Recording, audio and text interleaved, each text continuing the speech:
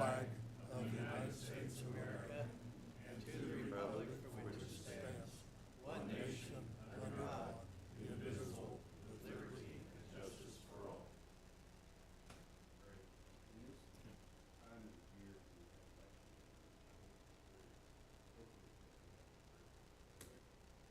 Dear Heavenly Father, Creator of all that was, is, and will be, we come before you with humble and Christ hearts, knowing we have offended you. We have removed you from our public and private places, squandered your gifts, broken your laws of love, unity in our hearts and voices. We ask for your mercy and forgiveness. Almighty Father, renew our trust in your Son Jesus. Guide us to restore his image to our country and our love and respect for each other. Install in us the holy word. Open our hearts and permit divine will to direct our every thought, word, and deed. In you we trust, Father, Son, and Holy Spirit.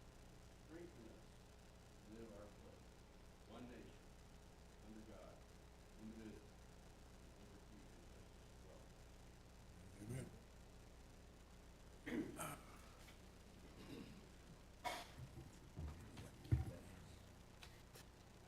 Thank you, and good morning, everyone. Don't have any chair comments this morning. Thank you for the prayer for our country. On the consent agenda this morning, Commissioners, we have 3 items. Mr. Chairman, I move that we approve the consent agenda as presented. Second? Moved and seconded to approve the consent agenda. Any discussion? Hearing none, all in favor say aye. Aye. Opposed? Motion carries. This morning, we have at least 3 people who have asked to address the commission for public comment. Madam Clerk, the order. Judge Richard Marquez, William Clifford, and Stephen Landgraf. In that order, please. Good morning, Judge. Yes. And please introduce yourself for the viewing public, sir. My name is Richard Marquez. I'm a district judge here in town. I'm not here in my official capacity. I'm appearing just on a personal matter concerning the so. You have to speak, Judge, you have to speak into the mic, sir. Oh, I'm sorry. Well, I was taught you look at people when you talk to them, so I apologize. The camera. Okay. Oh, you're right. So sorry. So my name is District Judge Richard Marquez, and I just give you that title just to let you know who I am. I don't use that title to attach any significance to this meeting whatsoever. I'm just kind of addressing who I am. One of my concerns about this public path or tunnel is I think it's important because a couple of things have happened. Number one, out Southwind, we're somewhat isolated from the rest of the town, and I certainly understand that.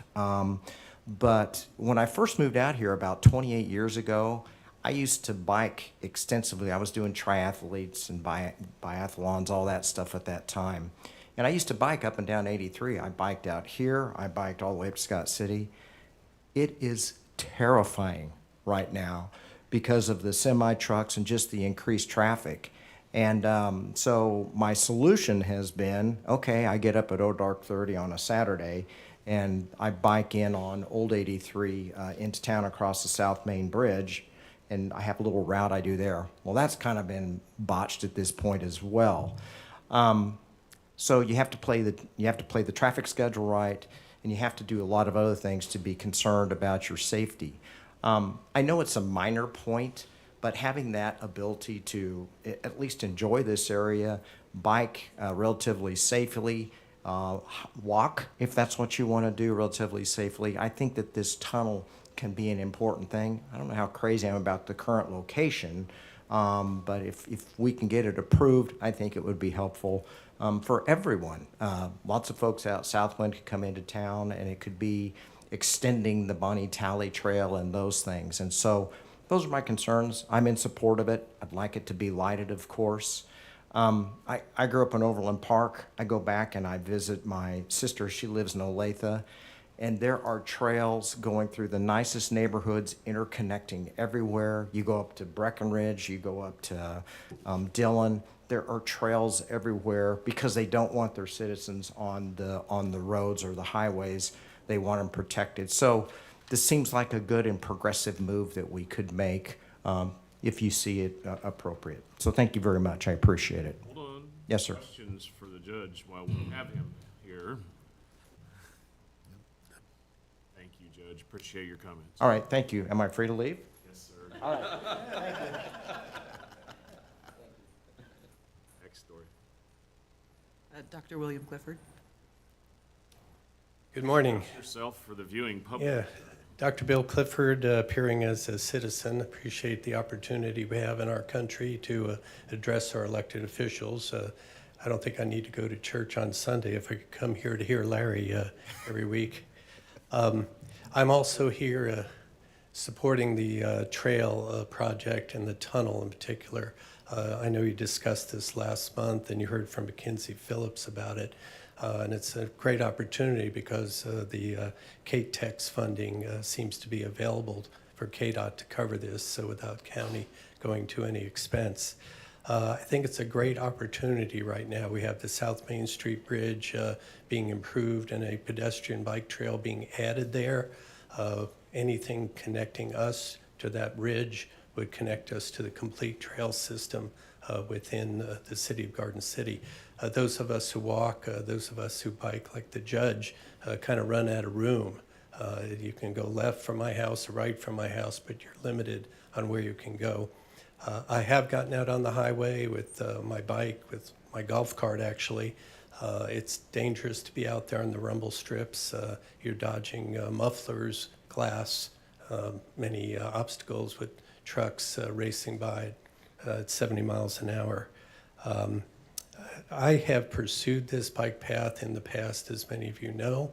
The main objection we always run into with state funding is that we're not going to put people out on high-speed roads. And we're not going to fund that. And we've run into a brick wall several times when we applied to the state for bike path funding. I certainly agree with Judge Marquez. Upscale communities, communities which pay attention to the health of their citizens, have these trails, have these bike paths. And it's certainly about the future, about people who are going to move to our community to see that we have this connectedness here. I think that's very important. If we don't get the tunnel under the new 83 alignment, we at Southwind are sealed off essentially forever, certainly in my lifetime, from accessing the city from anything other than a motorized vehicle. And I think it's an opportunity right now that you need to seize, and I would appreciate your consideration of a positive vote for the tunnel. Thank you.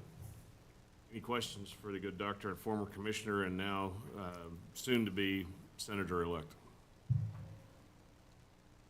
Thank you. Thank you, Dr. Clinton. Thank you. Thank you, Mr. Chairman.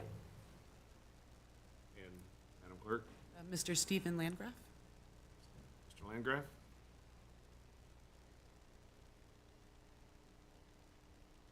Stephen Landgraf. I live in Southwind. I'm coming because Mr. Clifford stopped me at the mailbox while we were riding our e-bikes. Our e-bikes will be 2 years old in September. We just ride around Southwind because I don't have guts enough to get out on the highway. We do go over on Brookover Ranch Road and ride down towards the feed yard, but we pick our times, you know, Saturday evening, Sunday evening, when I know I'm not gonna meet a cattle truck on the highway, on that road going by me. So even though cattle is my business, I just don't like to share them with our e-bikes. Our bikes will be 2 years old on Labor Day weekend. We bought them when we saw our daughter. My wife has 2,400 miles on hers. I got 1,800 miles on mine. She's an overachiever. But we have a lot of fun, and I guess I would enjoy, you know, having a way to cross over. You get exercise with the e-bikes. It lets you go further. I'm 64 years old, and it lets me go up and down the hills, and we have a lot of fun, and it's a simple, easy deal. And I guess I'm looking forward to when we do get the bridge.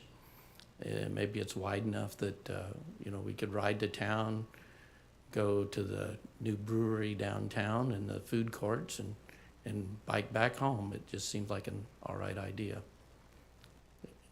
Thank you. Any questions, for Mr. Landgraf? Thank you very much. Thank you. Okay. Anyone else? No, sir. All right, we'll close public comment and go immediately into our business items. Madam Clerk, you have the floor for the election canvass.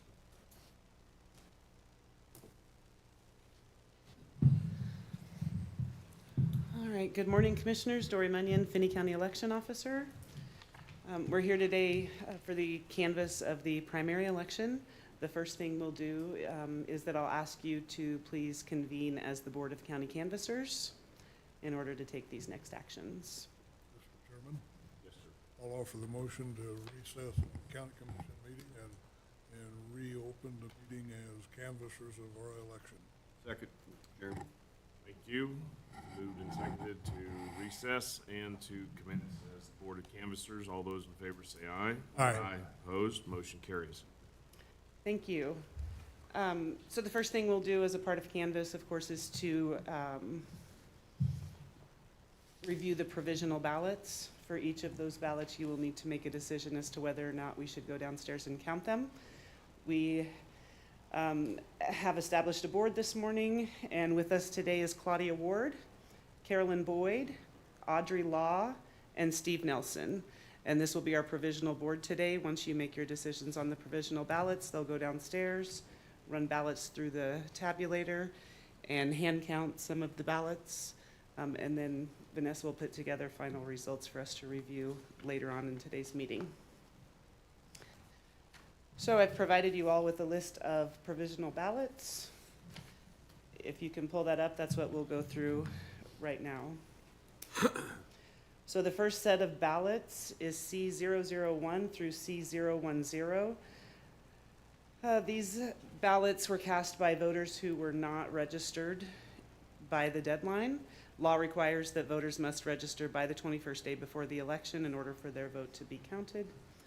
The good news is that these voters have filled out a registration form and will now be registered for the general.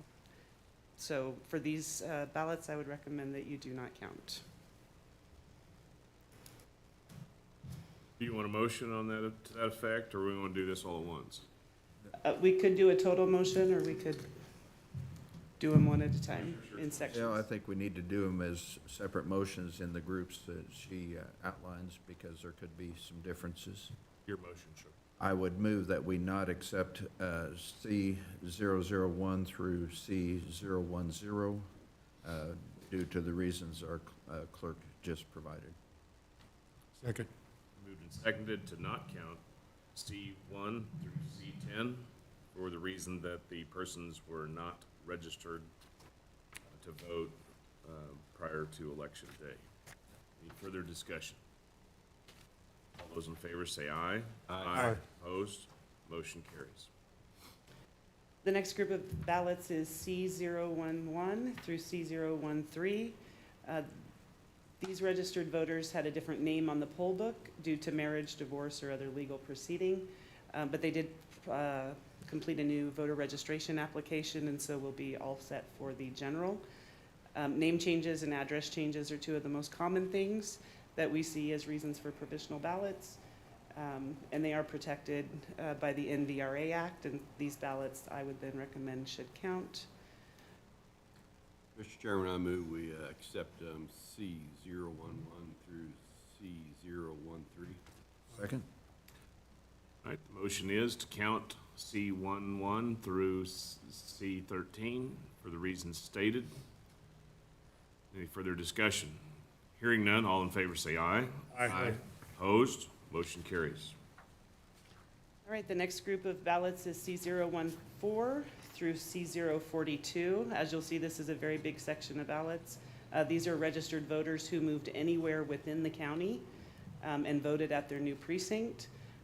They just didn't get their voter registration updated in time, and so this allowed us to update their records. All these ballots should count as they did complete that registration. Mr. Chairman, I'll offer a motion to approve C014 through C04, I'm sorry. Yeah, C042 to be counted. Second?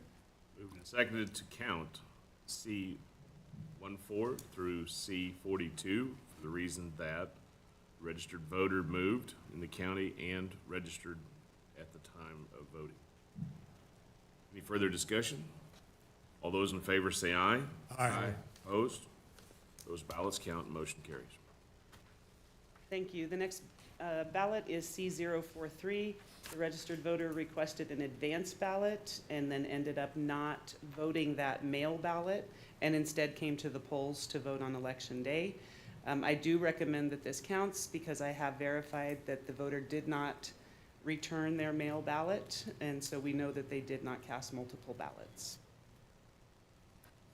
Mr. Chairman, I move we approve ballot number C043. And I'll second. Moved and seconded to approve C043. Any further discussion? All those in favor say aye. Aye. Opposed? Motion carries. All right, C044, the voter just needed assistance, and this ballot actually should not have been challenged, so this was just a worker error. There was no voter error and no eligibility question, and so I would recommend that you count this ballot. Mr. Chairman, I move that we approve C044. Second. Multiple seconds to count C044. There was no voter error, and this vote should count. All those in favor say aye. Aye. Opposed? Motion carries. All right, the next set of ballots is C045 through C052. These ballots all had to do with the registered party of the voter. So in a primary election, registered voter requested and received a different party's ballot than the one they had registered for. So the law is that if any voter votes a ballot of a party other than that of which they are affiliated, that the ballot does not count. So this would be where a Democrat requested a Republican ballot, or a Libertarian requested a Democrat ballot. And since they are not members of that party, and this is a partisan primary, they are not eligible to vote those ballots. And so for these, we are recommending a partial count, which means that the only thing we will count there is the sales tax vote, because the eligibility for that was county or citywide. And these are all within the city? Yes, sir. Mr. Chairman, I move that we do a partial, we accept a partial ballot for C045 through C052. Second. Moved and seconded to count partially 045 through 052, that their nonpartisan vote be counted, but their partisan vote be disallowed. Any further discussion? All those in favor say aye. Aye. Opposed? Motion carries. All right, the last set of ballots is C053 through C055. These voters were registered as one party and received another party's ballot. And these voters all lived outside of the city limits and therefore were not eligible for the sales tax question, so there is no partial count that we can do on these ballots. So for these last three ballots, we recommend that we do not count those. Mr. Chairman, I'll move that C053 through C055 be not counted. Second? Moved and seconded to disallow C053, 54, and 55 for the reasons stated. Is there any further discussion? All those in favor say aye. Aye. Opposed? Motion carries. Those will not be allowed.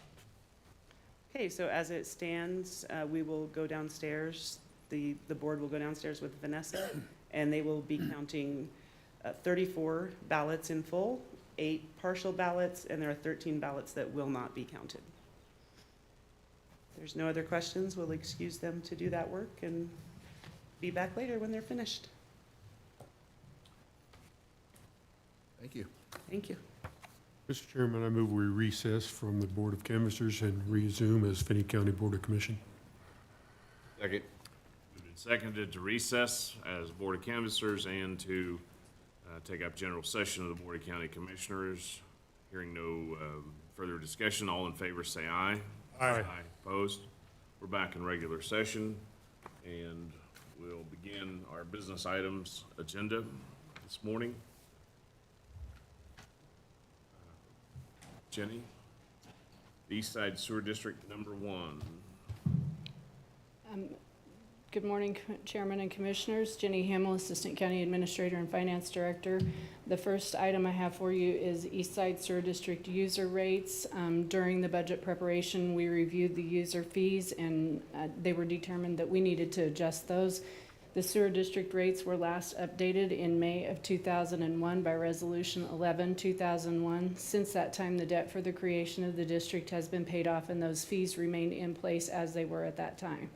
They were sufficient to cover the operating expenses of the district during that period, but they have, as the city has raised their sewage treatment fees, those fees have, it's become more difficult to cover the operating costs of the district.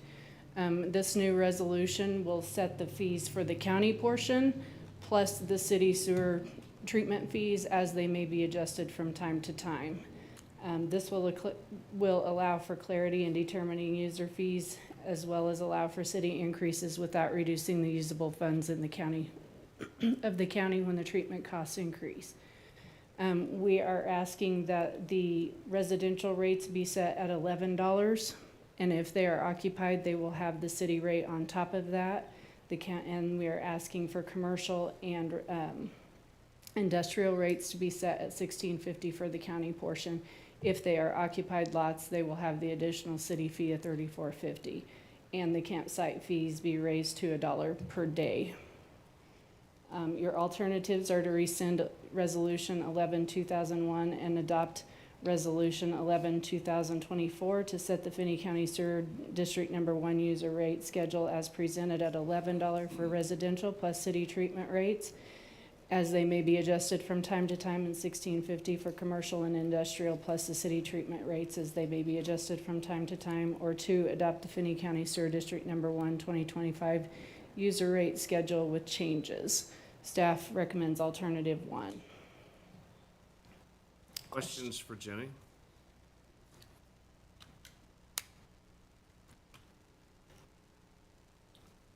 Mr. Chairman, I would move that we rescind Resolution 11, 2021, or excuse me, 2001, and adopt Resolution 11-2024. Oh, sorry, that's supposed to be 20. Yeah, no, that's right. Go ahead. Sorry.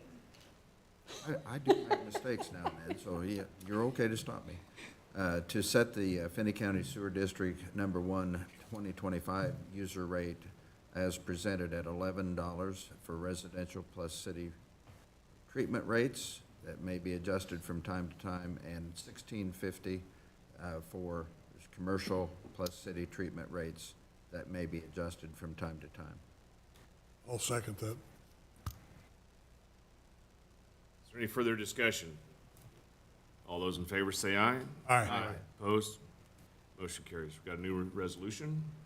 We have a sick county councilor this week, folks, so I don't know, do we have a new resolution? Yes. We do. All right. Yes. And she did review it. She worked on it for us. It's the first week back to school, and if you have small children, every bug in the county is now in your home.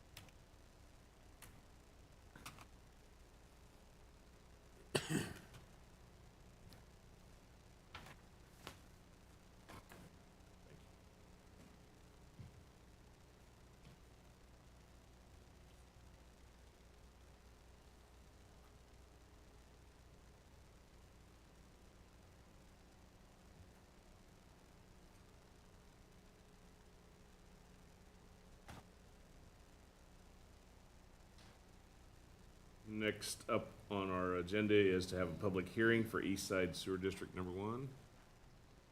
I would request that you open as the board for the sewer districts for the hearing. So moved, Mr. Chairman. Second?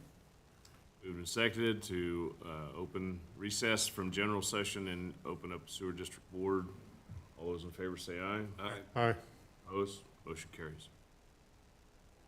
Good morning. We have public hearing for East Side Sewer District Number 1. Sewer District Number 1 was created in 1980 to provide sanitary sewer service to businesses and residents along Highway 50 east of Garden City as outlined in the attached map. Currently, service is provided to 204 residential and 20 commercial customers. Sewer District 1 has 1 lift station and has a 3.1% delinquency rate on this, and this budget was created in conjunction with the rate changes previously presented. Those rates will cover the operations, and the levy will be applied to capital reserve and unforeseen repairs. Alternatives before you are to adopt the Finney County East Side Sewer District Number 1 2025 budget as presented with total expenditures of $168,390 and a mill levy of 2.604. Any questions? Sure. Madam Clerk, does this comply with all of the fun things of net revenue neutral since we're not raising any rates? Yeah, since you're not exceeding, there's no special rules to follow. Any other questions? Mr. Chairman, point of order. Yes. If this is a public hearing, isn't the public invited an opportunity here to speak? Has anyone contacted you to speak, Madam Clerk? No. All right. Does anyone wish to speak to the commission regarding the public hearing for Sewer District Number 1? Hearing none, then you may proceed, Jenny. Mr. Chairman, I move we adopt the budget for Sewer District Number 1 as presented. Second? Moved and seconded to approve Finney County Sewer District Number 1 budget as presented. Any further comments? Hearing none, all in favor say aye. Aye. Aye. Opposed? Motion carries. Proceed. Public hearing for Sewer District Number 2. Sewer District Number 2 was created in 1995 to provide sanitary sewer service to businesses and residents in the Southwind subdivision south of Garden City as outlined in the attached map. Currently provides service to 163 residential and 1 commercial customer. Sewer District Number 2 has 7 lift stations. It has no user fees. The levy will cover operations, capital reserve, and unforeseen repairs. Sewer District Number 2 was able to begin saving for capital reserve funds last year and has a balance of $20,000 in that reserve fund.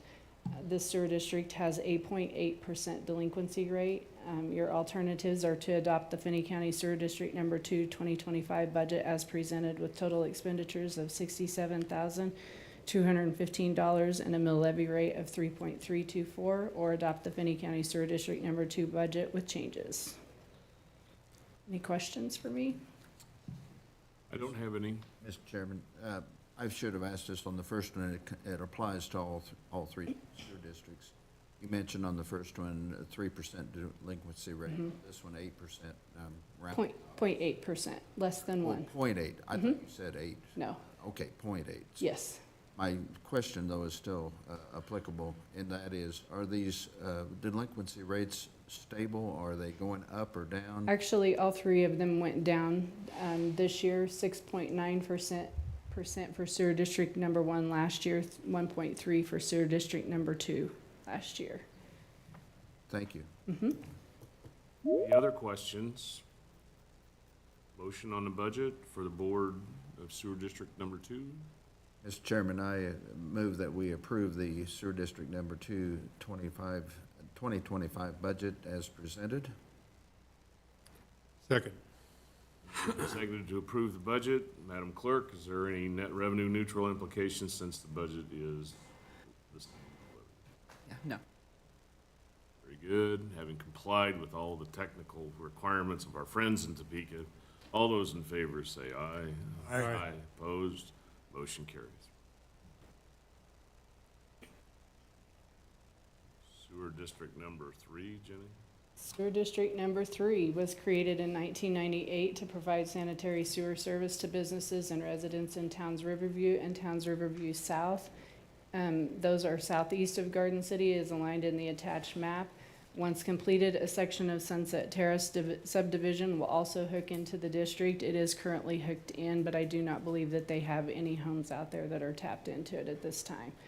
It currently provides service to 282 residential and 0 commercial customers. Sewer District Number 3 has 2 lift stations. This budget was created in conjunction with the rates adopted in 2023. Those rates are sufficient to cover routine operations, and the levy will be applied to capital reserves and unforeseen repairs. The sewer district has a 9.2% delinquency rate, 10.7 in prior year.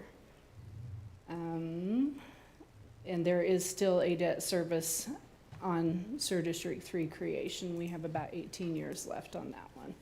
Alternatives before you are to adopt the Finney County Sewer District Number 3 2025 budget as presented with total expenditures of $264,266 and a mill levy rate of 5.225, or adopt the Finney County Sewer District Number 3 2025 budget with changes.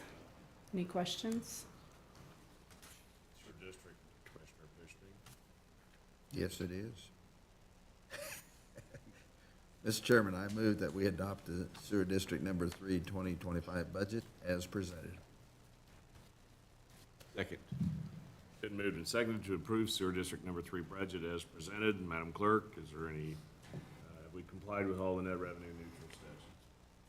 I believe so. Any other discussion? Hearing none, all in favor say aye. Aye. Opposed? Motion carries. Thank you.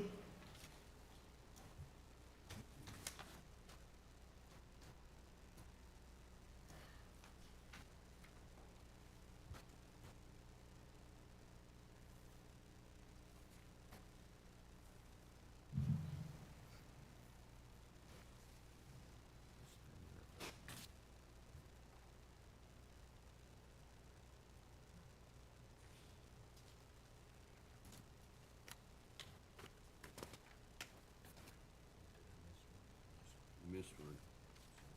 I'll send it back.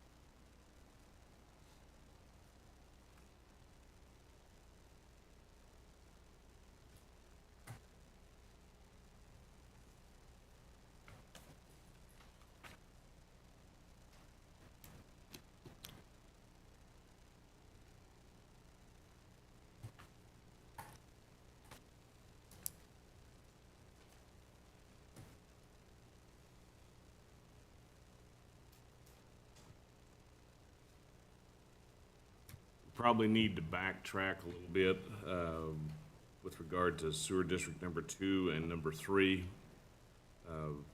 Was there any public comment on Sewer District number 2 or number 3? Hearing none, we'll proceed.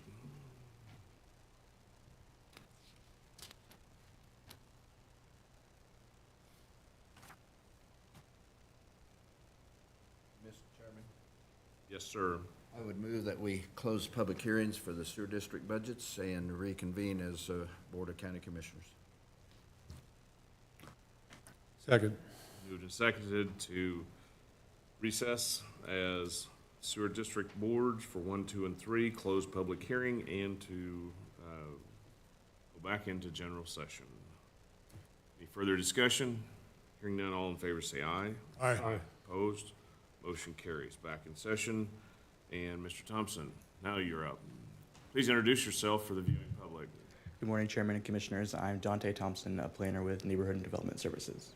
And this morning, Cornerstone Professional Services is requesting to plat the lots 3 and 4, Block 5, Country Acres Edition, Phase 1 parcel plat. The property is generally located at 2060 and 2070 Whitetail Lane, Finney County, Kansas. The property is currently zoned RR Rural Residential District, and the property owner intends to construct a home across the 2 existing lots. The proposed lot contains approximately 2 acres. The fourth submittal was presented for review on July 24th, 2024, and met the minimum requirements of the subdivision and zoning regulations. There are 2 alternatives in front of you. The governing body may approve the parcel plat, or 2, the governing body may not approve the parcel plat. And the Planning Commission recommend approval of the plat at their June 20th, 2024 meeting, and staff recommends approval of the parcel plat. I'm happy to answer any questions that you guys have. Questions for the commissioners, please? Mr. Chairman, I'll offer a motion when you're ready. I am ready. I move that we approve the partial plat. I don't know the number here, but. I would just say, just Country Acres Edition Phase 1 plat. Okay, yeah, that's what I meant. Thank you. Is there a second to the motion to approve the parcel plats of lots 3, 4, and 5, Country Acres Edition, Phase 1? Second. It has been seconded. Any further discussion? All those in favor say aye. Aye. Opposed? Motion carries. I'll sign the plat. Alrighty. ProStake Surveying is requesting to plat the Deanne Gillen Lehman Edition. The property is generally located at 6390 Lear Road, Finney County, Kansas. The property is currently zoned to SE Suburban Estates and A Agricultural District and is currently used for residential purposes. The lot will have to be rezoned prior to the issuing any building permits. Lot 1, Block 1 contains approximately 14 acres. The second submittal was presented for review on August 5th, 2024, and met the minimum requirements of the subdivision and zoning regulations. There are 2 alternatives in front of you. The governing body may approve the parcel plat, or 2, the governing body may not approve the parcel plat. The Planning Commission recommended approval at their July 20th, 2024 meeting, and staff recommends approval of the parcel plat. And again, I'm happy to answer any questions. Okay, I do have a question. You want us to approve the plat before it's zoned properly? Yes, that is how we've done it in the past. Once they come to get a building permit for anything that they want to do, we require them to rezone before we can issue that building permit. Other questions? And this is because they want to add a building or something to this property is what's started all this? From my understanding, the intentions are just to add more land around the house than what was previously there. Mr. Chairman, I move we approve this plat as presented. Second? Been moved and seconded to approve the parcel plat of Deanne Gillen Lehman Edition. It's a part of the north half of 3126 31 West in Finney County as presented. Is there any further discussion? All those in favor say aye. Aye. Opposed? Motion carries. I'll sign the plat. Thank you, Commissioners.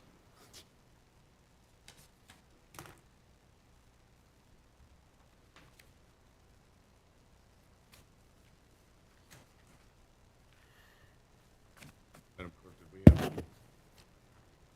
did we have a plat for the first? They only brought the one over. We'll catch the signature next week in our next session.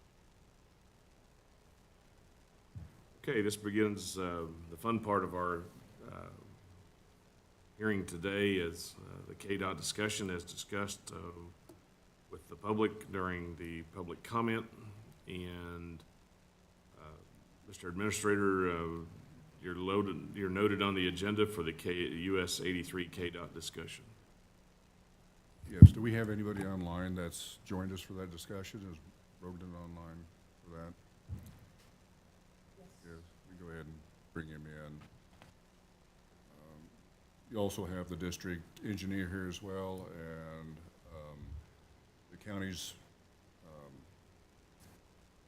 county engineer, acting county engineer, CW is here. What you were provided within your packet was some cost estimates over approximately a year lifespan, if you will. Actually, perhaps a little bit longer than that. CW has shared this with KDOT, and they've also then provided their estimate of their cost as you go through this this project, whether it is to accept the asphalt or grind up the asphalt and turn it to gravel roads and so forth. So what I would do is ask for CW to come up and explain his cost estimates provided to you at this point in time. Sir? Please announce yourself for the viewing public. C.W. Harper, Kirk Michael, Acting County Engineer.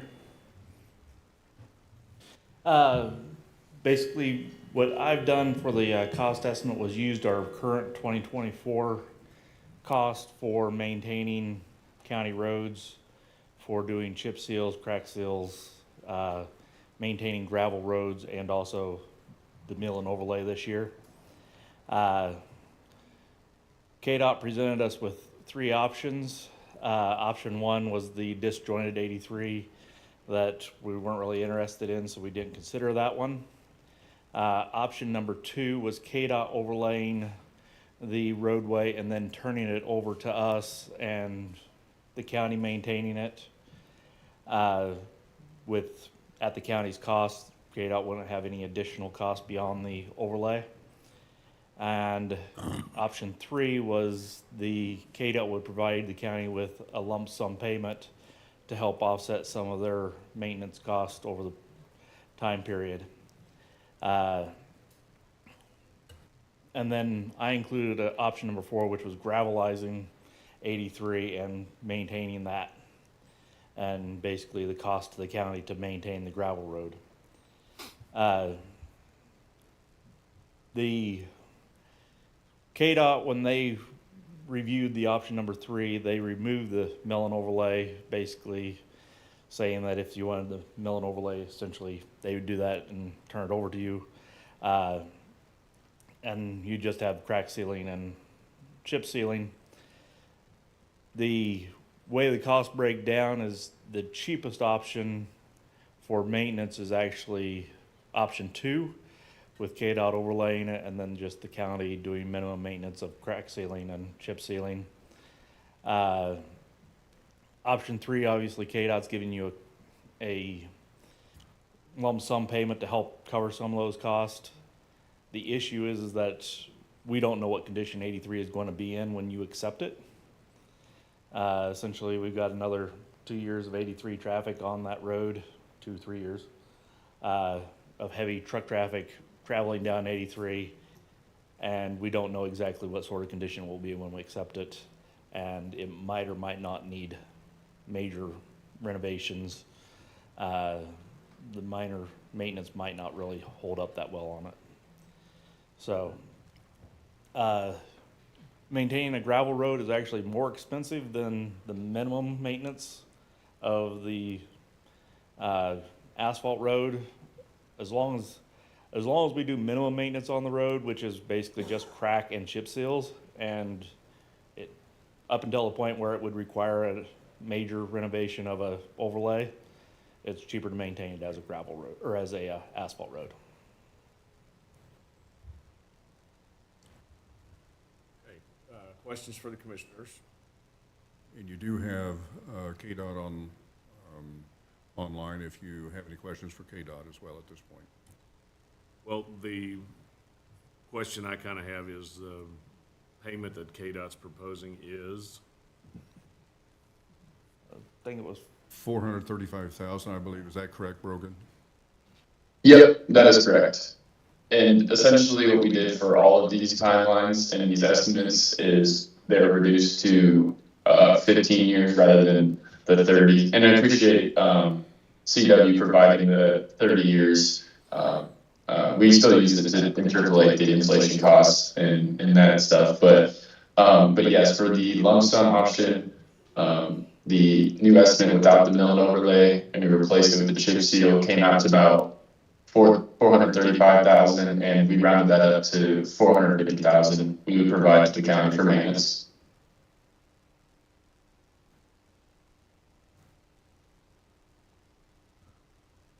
But even with the lump sum of $450,000, you still think the option well. 2 granted, because you said you don't know the condition of the road. Yes. I think that's a very viable option. If you look at my estimate with that mill and overlay thrown in there, that 450 is wiped out instantly.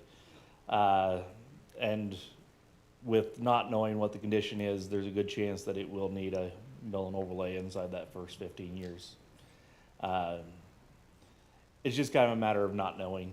And that road could be maintained as an asphalt road for a long time because it will be very light traffic.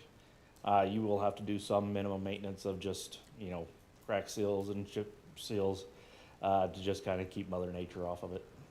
And they're still gonna remove the shoulder up. Yeah, that's still, KDOT still removing the shoulder, and then just whether or not they overlay it is really the two options. Okay.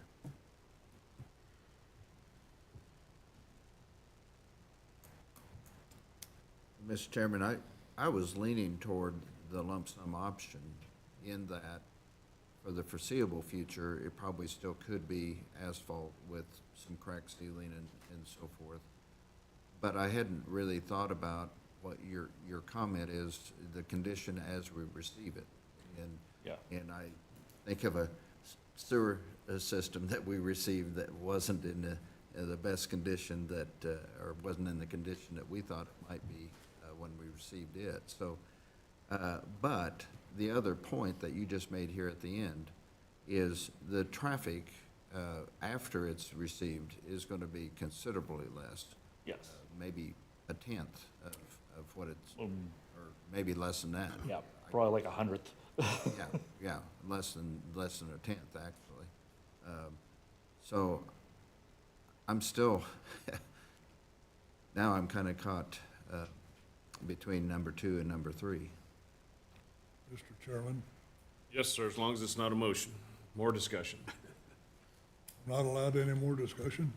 Oh, no, sir, I don't want to entertain a motion at this point. No, I'm More not. discussion, please. I have a question. Good, We're please. talking about 4.5 miles, correct? Yes. And with KDOT taking off the shoulders 2 feet off of each side, but leaving the remaining blacktop, and then we can discuss what happens to that. But my question is, aren't there, directing this toward Mr. Hall, aren't there some cutouts so that this, I think the quote was, so it won't become a drag strip that somebody forwarded here in a meeting in the past, but some breaks, if you will, in the road at the end of the 4.5 miles? Can I?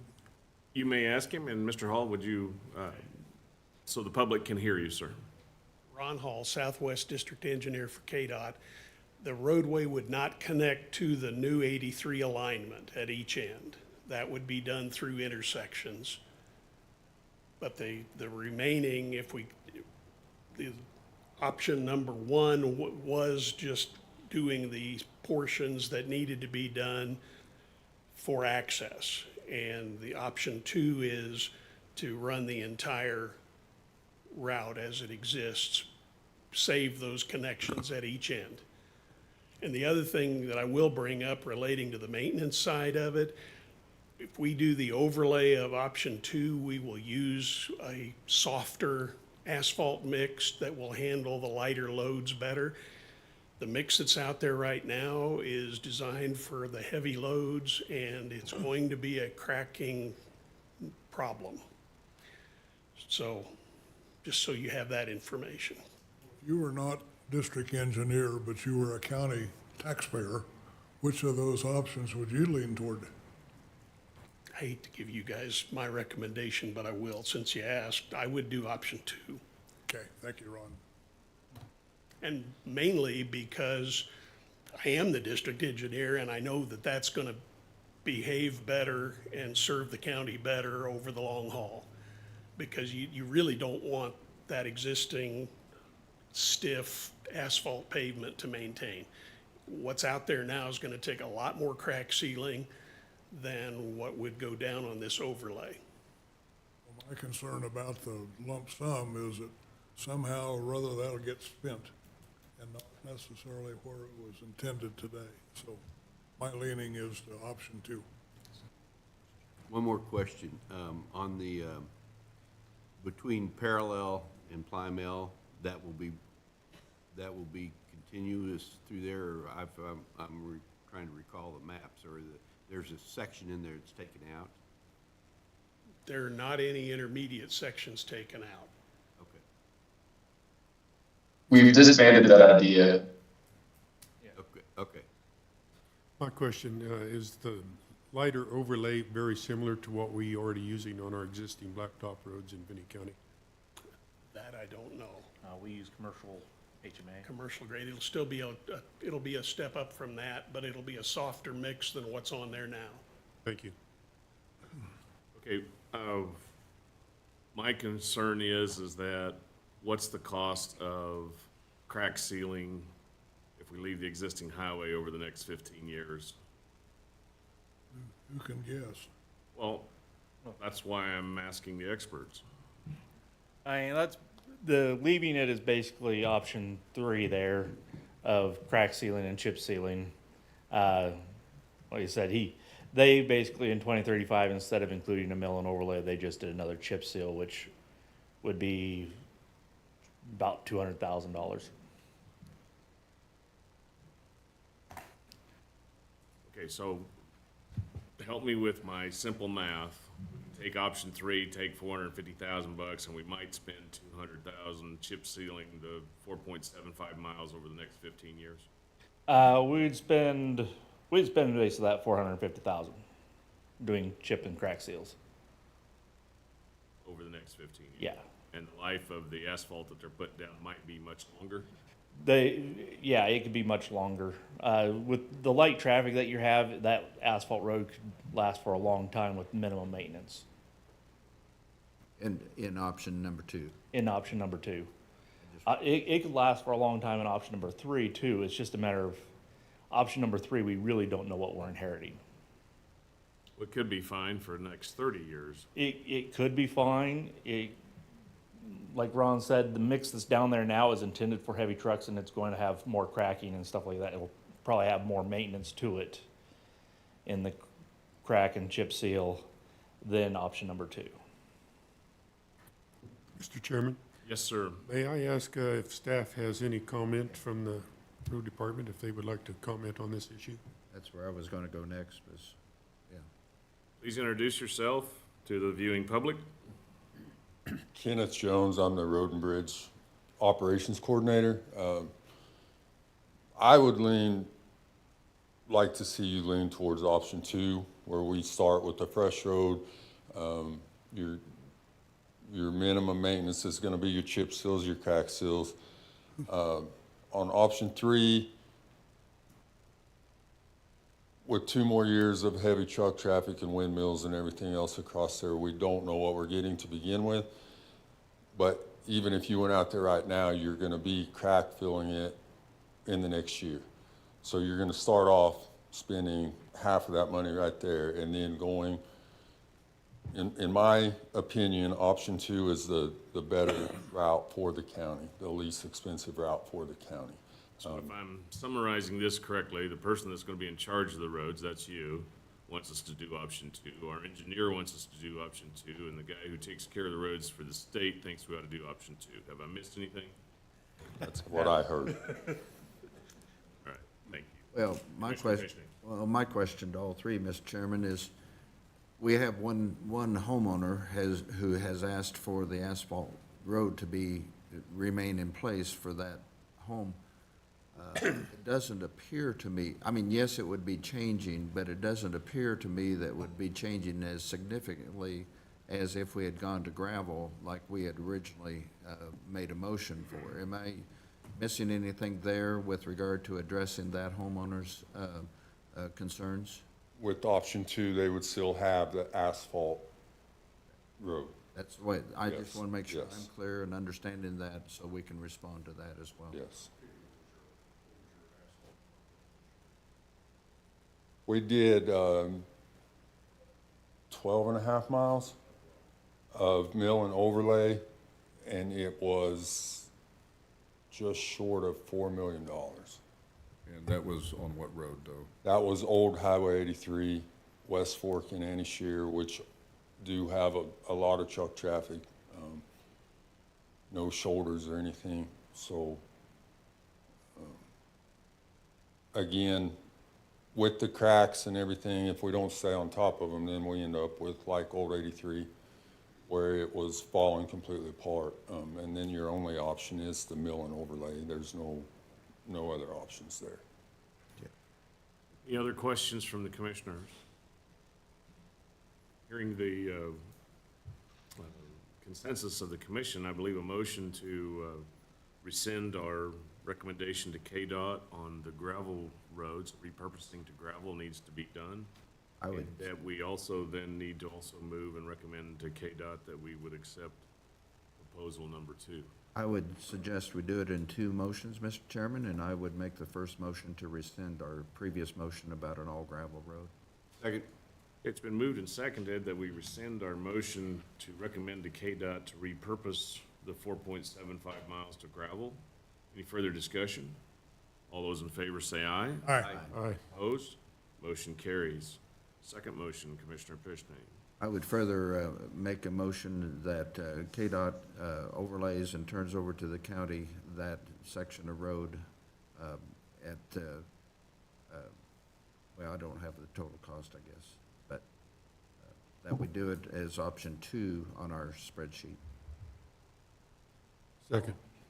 Moved and seconded to recommend to KDOT that we would accept option 2 for the overlay and the reducing of the road down to 28 feet. All as set forth in the packet today. Is there any further discussion? All those in favor say aye. Aye. Opposed? Motion carries. I think that takes care of Mr. Carlson. So now we'll move right on to the highway tunnel. Kenzie, please introduce yourself for the viewing public. Mr. Chairman, as she's coming up, did we have Carlson online? He is online, I believe. Yes. I just wondered if we needed. Yes. Good morning, am I transmitting? Yes. I hear you. Mr. Chairman, if I may make a comment. You may.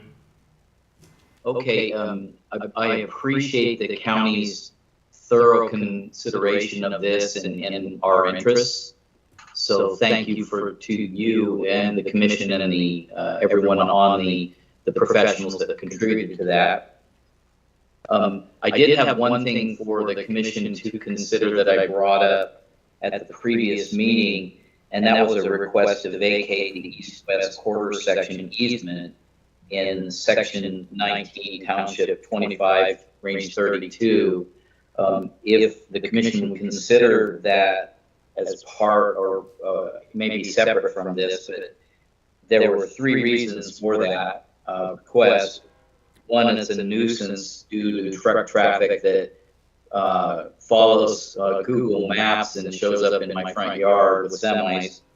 2, it's not necessary to serve the farming and the agricultural interests there to the northwest and to the northeast of me. And 3, it's overgrown with weeds. It's just not a useful easement. So if the commission would consider vacating that as a separate action, I would appreciate it. Right. The matter is on the agenda today. I skipped over it as I thought that it would have, your highway issue would have been taken care of. With regard to the easement, that was an oversight on my part. I don't believe that I'm in a position to want to vote on vacating an easement without further, better understanding it. I agree, Mr. Chairman. Vacate roads, we have to have property owners on either side of the road sign off on it. Yeah, and this is an easement, but either way, I want to have the county councilor look at it, Jim, and we're gonna table your request for vacation of the easement until we get all of our ducks in a row to do so. Very good. Thank you for considering it. All right. Now we'll go to the tunnel. Good morning, Chairman. Thank you for the heads up that Jim was on board. Good morning, Chairman and Commissioners. Mackenzie Phillips, Development Administrative Coordinator. So this morning you are asked to consider and approve including a pedestrian tunnel as part of the US Highway 83 relocation project. to provide access for a future community trail. So this has been a long goal of the community within Finney County to construct a trail to provide connectivity and active transportation throughout the county. So in 2018, the Board of County Commissioners did adopt the comprehensive plan for Finney County that identified a proposed trail location stretching from Garden City south along Burnside Drive to Southwind subdivision. The Kansas Department of Transportation has included a box structure as part of its design for US Highway 83 relocation project to serve as a pedestrian tunnel for this future trail. The original proposal that was presented by KDOT, the state would cover the construction costs, but it was going to be the responsibility of Finney County to be responsible for the material costs of the box structure. So that those material costs were going to be estimated to be $150,000. So through the hard work and dedication of Public Works staff and the cooperation with KDOT, we were able to identify funding that was set aside by KDOT to fund projects such as this for active transportation that go along with current KDOT projects. And it's called the Kansas Active Transportation Enhancement Funds. So they will be, through this funding, it would cover 100% of the cost for the pedestrian tunnel, the construction, the material costs, and then also any additional costs for any lighting or the wiring for future lighting.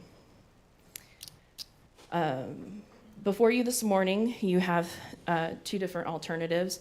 The Board of County Commissioners may approve including the pedestrian tunnel as part of the US Highway 83 relocation project, or two, the Board of County Commissioners may not approve including the pedestrian tunnel as part of the US Highway 83 relocation project. And staff does recommend alternative one. Yes, sir. When this tunnel concept all got started, we were debating how much the county would have to pay and what KDOT would pay, and as a commission, we kind of put out a dare, if you will. If somebody would step forward to pay for that tunnel, we would approve it.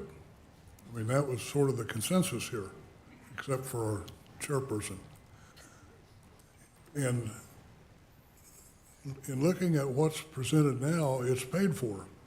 And there won't be another opportunity. So understanding that different criteria have been met, I'm going to state up front here, I'm ready to support the tunnel. So that's it. And Mr. Chairman, my only comment, and Ron, I can't remember if you were on that phone call when I was on with Robert and Jenny and Brogan, and I don't remember, okay. But I said during that phone call that the original proposal was like another state mandate without funding attached to it. And in sync with what Commissioner Dave has said, the funding seems to be there for this one now, where it wasn't at that particular point in time. So I think that that argument has been addressed. Sir. As a taxpayer that lives in a different portion of the county and would probably never utilize this facility, you know, my only thoughts are that as long as it doesn't cost taxpayers that won't use the facility, you know, where it's going to be funded by KDOT is fine. I have no problem with that. And if they would, you know, as far as the lighting and everything, if they want to install it, that's okay, but I would suggest maybe they just install the infrastructure for the lighting and don't put them in until the actual connection tunnels on either side, or bike trails on either side are built. That seems a reasonable approach to me, that we can go ahead and build the thing, but it is really important to me that both KDOT and this board understand that we need 4-lane today. I know we're only getting 2-lane improvements, but if we get 4-lane, we're talking about another box. and another area of that needs to be improved. It is hard for me to envision how we are not doing the 4-lane now rather than proposing it in 5 years. It just seems appropriate to me to build the box, but not do the improvements until the trail and so forth gets there, and where that comes from and when that happens, I'll be impressed when it does. Also, in my mind, going back and looking at the materials that were provided both by Livewell and by McKenzie, is that in our comprehensive plan in Finney County, this trail was envisioned long ago by prior commissions. And I, as your chairman, not going to stand in the way of the prior commission's idea of improving life in Garden City. I think it will take great detail and more than minimum maintenance to keep folks, rattlesnakes, and tumbleweeds out of this thing. And we're going to put an additional burden on our sheriff to man and clear out until this use comes to fruition. We're going to build something that we have no use for because we don't have a trail for. Mr. Chairman, if I may, when this previous came up from the commission, there was no way to cross the river in that proposed bike trail. Well, now with the new west bridge, that issue has been solved, so I think it is kind of a no-brainer to go ahead with this box as well. Commissioner? Might also point out, Mr. Chairman, that there are presently, under the 83 highway, 2 box bridges now. And they are not infested with rattlesnakes, I don't think, and I don't know of anybody living in them, so the opportunity is there if somebody wants to move in. Any other comments? Got one in the audience, looks like. Oh, yes. Mr. Chairman, Commissioner-elect, you may address this commission on this issue, please. Good morning, Vicki Gurman, Chairman of the Planning Commission. Mackenzie had asked me to bring this up at our recent Planning Commission meeting to get input from the commissioners, and I did ask them to, visit with folks about it, see what the interest was in something like this. I don't know whether, I did tell them to get in touch with either you or Dory. I don't know if anybody has heard anything. The consensus at our meeting, at least, was that they did not think it was a good idea. Everybody kind of had the same concerns that it would be challenging to maintain it and kind of have a tunnel to nowhere sort of thing. So that was their input. Obviously, if they didn't reach out to you, maybe they didn't have real strong feelings, but I just wanted to let you know that. Thank you. Mackenzie? I will say too, we did miss out this year on applying for a grant for funding for the design of the trail due to we didn't know if this was going to happen or not, so we missed the deadline, and it was a bipartisan infrastructure law grant that it was the first year that it was being funded for this specific funding this year for active transportation. So we, due to not having that yet, we did miss out on some funding that we could have received for the design of this trail. Questions for Mackenzie? Mr. Chairman, Sir. would our engineer happen to have any comments on this project, or are you going to stay neutral? I guess my feelings on this is kind of the same as Dave's, that this is kind of a one chance deal. Once this highway is built, you're not going to be able to go back and put a box in there. If we ever want to build this pedestrian active transportation path between the city and Southwind, we kind of have to have the box in place.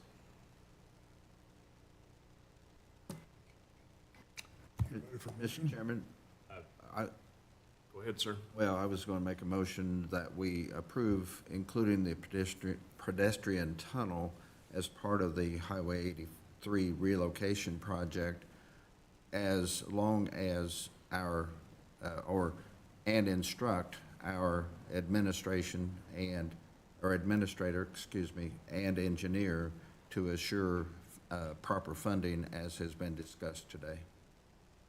I'll second the motion.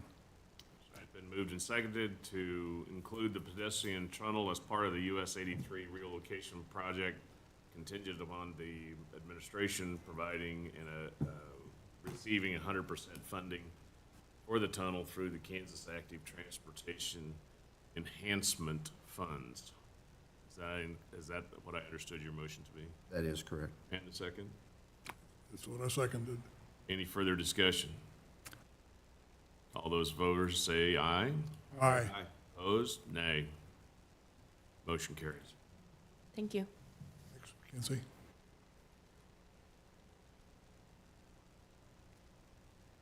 Mr. Chairman, if I could bring up one addition, I didn't want to bring it up to cloud the issue, cloud the issue of approval, but Representative Dr. Clifford caught me in the hall and asked if we would be able to consider shifting the location closer to the intersection. And I do not know the answer to that question at this point in time. It's in final design, but I would appreciate if you would give your staff, your administrator and county engineer, public works staff, the ability to work with KDOT staff on a potential relocation of that tunnel. And like I say, I don't know that it will. He was saying if we move it closer to the intersection, it would allow an option of running the path along Business 83 rather than taking it down Burnside. Moving it closer gives either option if we're able to do that. Okay, any questions from the administrator? Commissioners? I think it's a great idea. I would just say the phrase is the most desirable location. Okay. And let's go ahead and direct the administrator to do that by motion. So move. Second. Moved and seconded to direct the administrator to work with the engineer and KDOT on the appropriate location of the authorized box. Any further discussion? All those in favor say aye. Aye. Aye. Opposed? Motion carries. Thank you. Good idea. Thank you, Mr. Hall.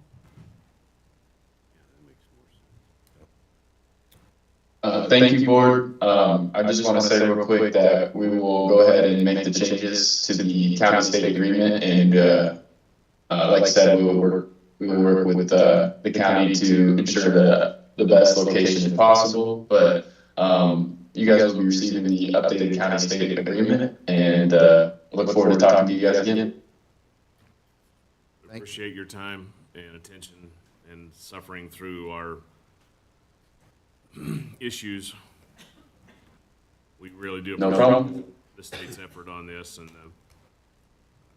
the idea by Mr. Hall and Dr. Clifford with regard to moving the box around, I think is a great idea. So with that in mind, we'll move on, and next item on our agenda is to hear from the Public Health Department. And Actually, I apologize. well, excuse me. Mr. Vaughn, President, CEO of Finney County Economic Development Corp., you are on the agenda and you have the floor. Thank you. It's all right if I get skipped. I'm kind of used to it. No, you're not. That's valid. Lana Duvall, Finney County Economic Development Corporation, working on a lot of exciting stuff right now. Interestingly, the county attorney shared an article with me this morning in the Kansas Reflector, written by a gentleman who is from Dodge City originally and has moved back there, and just talking about how it's so important to give the younger generation a voice, and to let them help in planning the futures of our communities. So I think a lot of the stuff we're working on right now really fits well with that, which is pretty rewarding to think about how we're looking to the next generation and what's going to be important for them to choose to stay in our community, to choose to raise their families here. So some of the things we've been working on, event space, we know that's still a big concern for folks. They want to make sure we have places where we can host events in the community, whether that be conferences or community events, whatever the case may be. Just gathering spaces in general. I think if any of you have been to Hidden Trail, you can see the value of a gathering space that's a little less rigid, if you will, when you have a space like that that kind of allows folks to free flow throughout. They're still enjoying, potentially beverages together, foods, whatever, but it really is a more relaxed opportunity for people to gather. And we've seen a really good participation in that kind of model. We're seeing the same thing downtown with the food hall. People really like that opportunity to be together with other people in the community. And we're also working on some youth leadership opportunities. You'll get to hear more about that pretty soon, we think. One of the projects we're working on is a Veterans Memorial. I was approached, several years ago now by the American Legion Group, and they were interested in having a memorial within the community and didn't feel like what we have at Valley View Cemetery is all that they would want. They would like to have something more focused on our military veterans. So we've been working on that. We've been working on it with Dream First Bank ever since we started talking about their new project, which now is known as Legacy Crossing. So we had some discussion last week with Matt Bennett, their president, and we'll continue to see ideas come out on that. I think we've got a pretty fun plan in place for how we're going to accomplish that. But one of the things we're doing is incorporating our young people at the high school. Derek Ramos and I have had some meetings with Drew Tone at the USD and are going to get more involved with their high school students, specifically around youth leadership and teaching them how government works and how they can be a part of their local government. So hope to see a lot of exciting things come out of that. Higher education, we still firmly believe we have to have more four-year and beyond opportunities available. We're working very closely with Garden City Community College to make that a reality, really with no worries about what type of programming it is.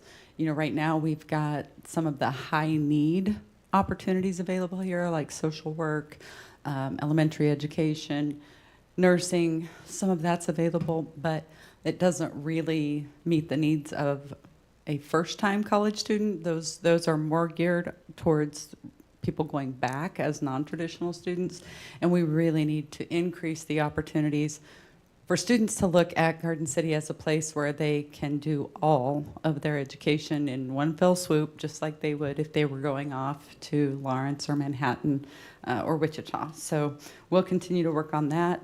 A couple of things that'll do for us, obviously create access and opportunity for people who don't currently have it in our trade area, but also allows us to keep those college-aged kids in our community even while they're going through college instead of trying to recruit them back after the fact. One of the things, Chairman Schultz sent me an article about CEDBR, which is the Economic Development Research arm, if you will, at Wichita State. And they have been off on our population projections for years because they use a very simple formula that says, how many people do you have in your community in this age group? That age group happens to be college age because they take those students and say, that age group and say, okay, they'll have kids here when they get 5 years older. Well, we don't have the college age students represented as well in our community as all of the other age groups. So they've been off on our birth rate a lot for a very long time. We've had multiple conversations with them. People do look at those reports, and it does set a bit of a belief about your community. So their reports have said, basically, these communities are dying because they're not going to have a birth rate to allow them to keep up. They know they've been wrong. We go back and show them what actually happened versus what they forecasted was going to happen for us.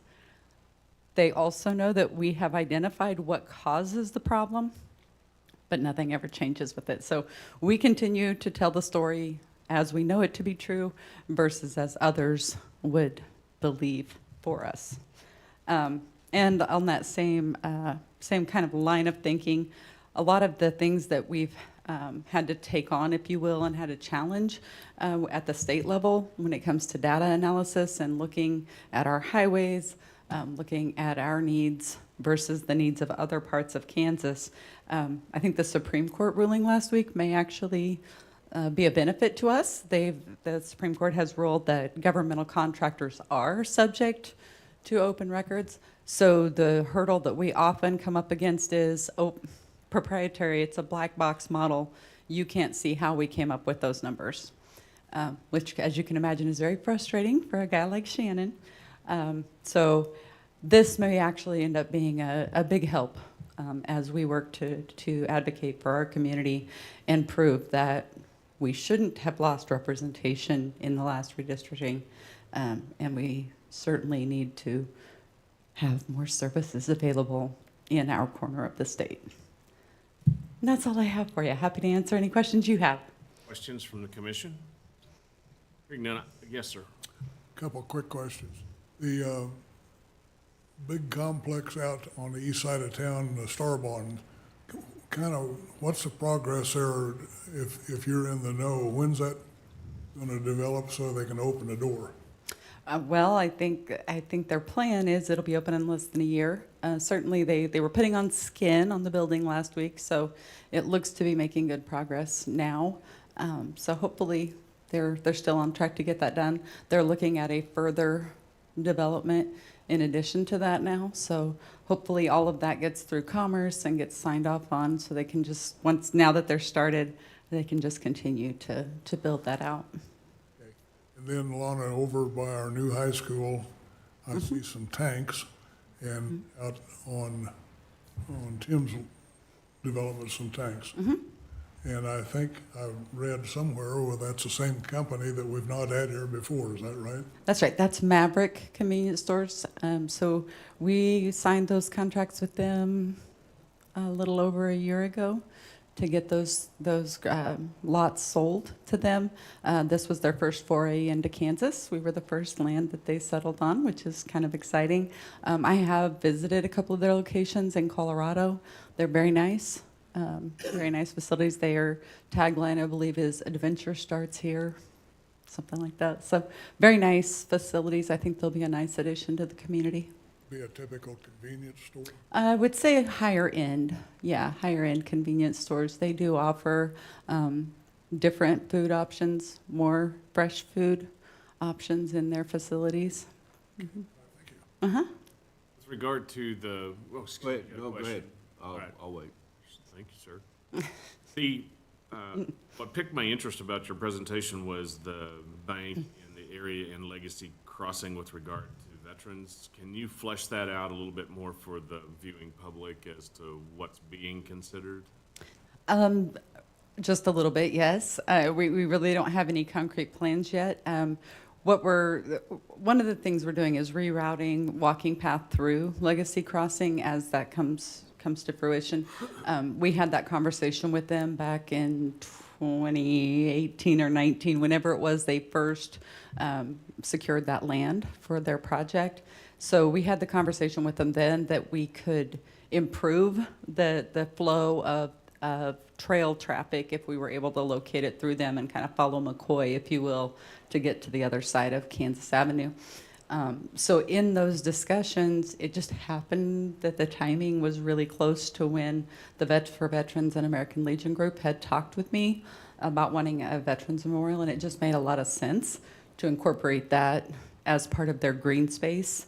So Dream First was great about that. They bought into it immediately and said, sure, we'll reserve green space specifically for a memorial. I think right now we're leaning towards more of a remembrance space versus, a tank or a machine gun sitting in there like you see in some folks. Instead of celebrating war, more celebrating the folks who have served in our community. So that's kind of where we're leaning. Right now we have a small group that's just working on some really preliminary placement of where the memorial will go and how much space we're working with, and then we'll broaden that out and incorporate the veterans into helping to make the ultimate decision on what it's going to look like and how it will be funded and so forth, so.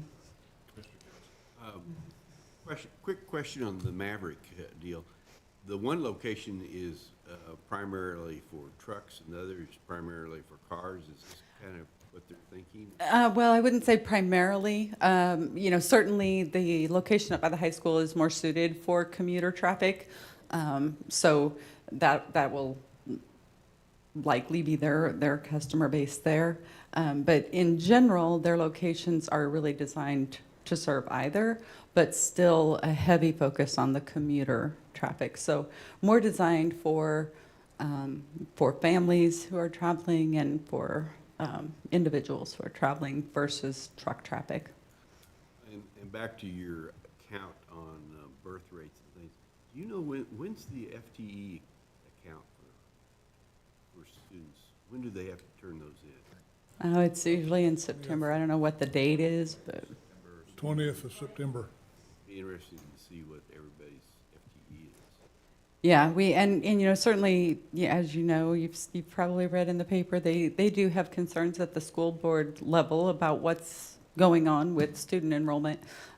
We certainly, you know, won't argue with their numbers, but I think there's a lot to unpack and explore there as far as what's happening and where are those students. So certainly we'll continue to work with them as much as they'll allow us. Put that on your checklist and get those updated, please. Yes, we work very closely with both USDs, but specifically of late with USD 457, just because of some of the challenges they're facing. All right, any other questions for the President of Economic Development? Hearing none, thank you very much. Thank you. We'll hear from the Director of the Finney County Health Department, Rudy.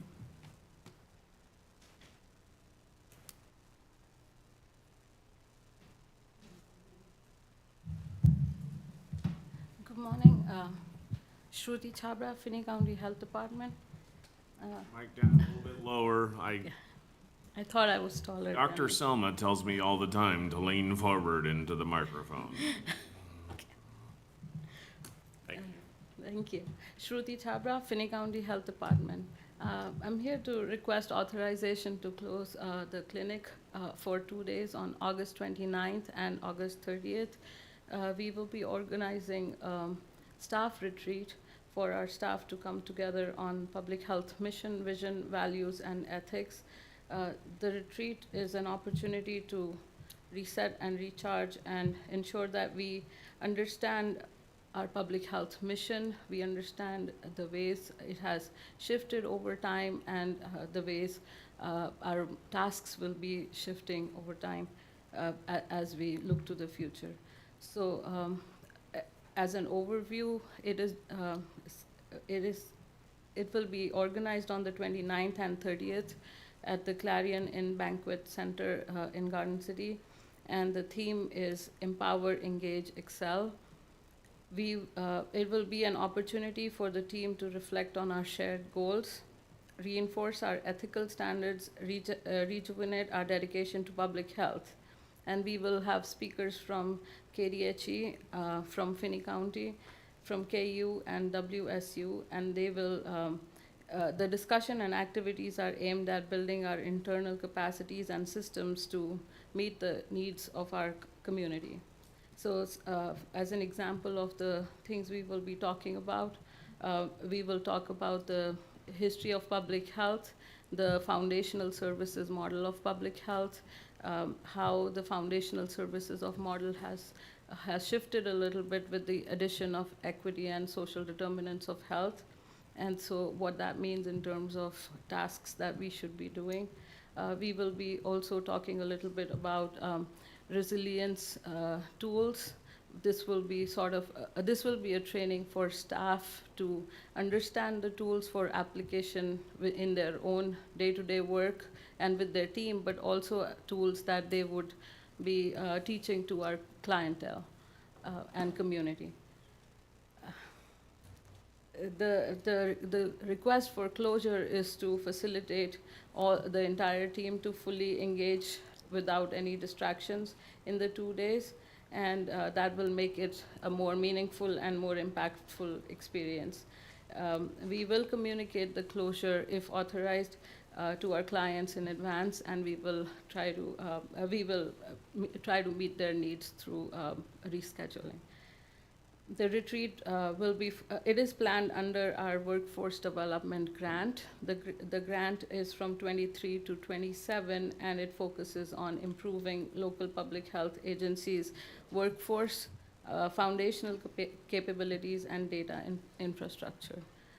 The two alternatives before you today are to authorize the closure as requested, and the second one would be to not authorize the closure. My question, Shruti, is what amount of the 10,000 are you using for this seminar for your staff? So the 10,000 is the budget for the retreat. The entire grant is around $155,000 to be spread over 4 years. And this is one of the activities planned under it. Very good. That answers my question. Commissioners? Mr. Chairman, I appreciate Rudy being here to make the request of the commission, but to me, this is a county administrator, Department of Public Health administrator decision between those two. I'm fine with her request, and if you want, I will offer a motion at the appropriate time, but I still wonder why we are taking this up, why the county administrator couldn't just authorize it himself. Any other questions? No, I appreciate Shrudi's comments, though. You know, we were always trying to retain staff, and one way of doing it is by training them, and this is one method of doing it. Any other questions? I would say that I'm going to vote for this because I believe in continuing education and the opportunity to learn something in the hall as well as in the classroom. So I found that my continuing education and workforce development, you learn as much in the hall as you do in the classroom. I would encourage it, and I'm waiting for Mr. Davy Jones' motion to approve. Well, Mr. Chairman, I'll move that we authorize the closing of the health department as to the director's request on August 29 and 30 for the purpose of training. And that the cost of the budget come from the workforce development grant. Right. Is there a second? Second. Moved and seconded to close the public health office on the 29th and 30th for the purposes set forth therein. The cost of the seminar is to be paid from the workforce development grant, not to exceed 10,000. Is there any further discussion? Mr. Chairman, as a student of policy governance, I concur with Commissioner Dave Jones' comment. This appears to be an administrative thing. That doesn't keep me from voting for the motion, but I think this was an administrative. You've got me about halfway convinced on this policy governance. My comment is that it's a public office authorized by statute. If we're going to close it, it should come from the commission. Okay. Call the question. Well, thank you. All those in favor say aye. Aye. Opposed? Motion carries. Thank you. Thank you. Thank Good luck with your seminar. Thank you. Yes, we're going to take a break and we'll reconvene at 10:15. Thank you.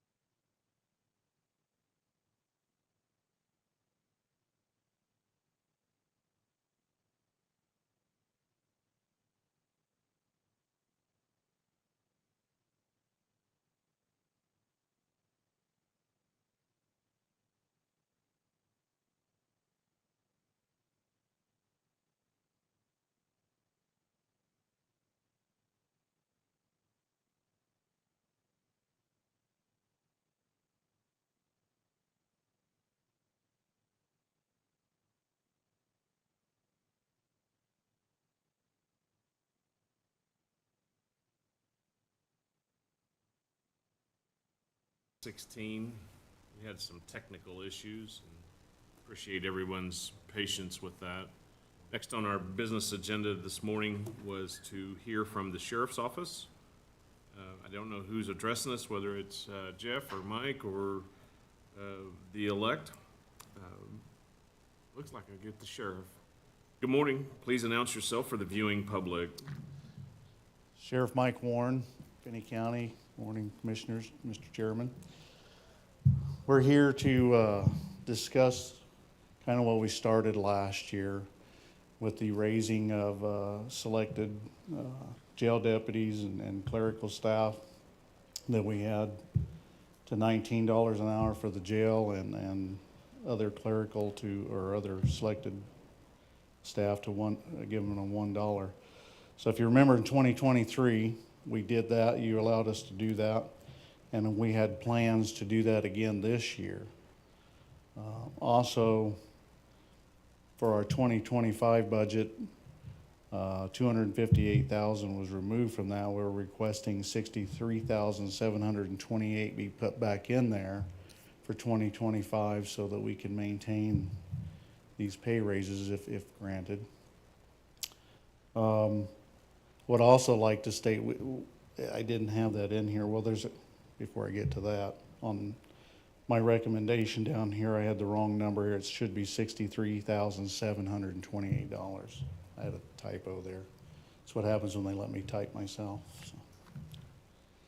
So anyway, what we're requesting is to go ahead, and I didn't get that put in here either, that we'd like to start that now like we did last year for the raising those in the jail. I think we have 8 staff in the jail right now that are under 19. We'd like to raise those up to 19. And then we would like to move from 17.65 an hour to $19 an hour.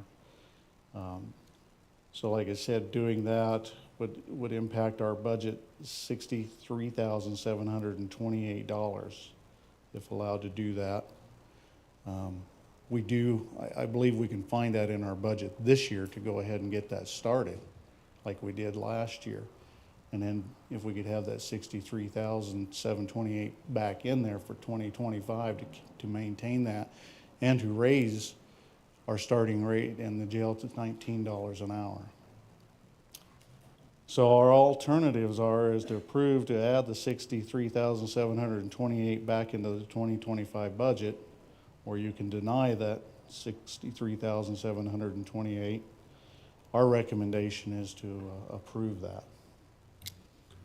All right, questions for the sheriff on this requested increase from the Finance Committee's recommendation. We're going to have a formal budget hearing in September on the 3rd. But the sheriff and the county attorney are requested to have, to address the commission regarding the Finance Committee's recommendations on the proposed 2025 budget. The way that I envision doing this today is that we'll answer all the questions of the commission to the sheriff, and after the county attorney's presentation, then we'll give Jenny or the administrator the chance to address the commission with regard to the Finance Committee recommendations, and then we'll reach a decision. So questions for the sheriff? Mike, didn't we give a 5% pay increase across the board, or is that included in here or not? Okay, at the first of the year, we did get a 5% for some of those, and since then, we've hired, so last year, we raised several of them to $19 an hour in the jail, and then since then, we've got 8 of them that are below that 19. They started at the $17.65.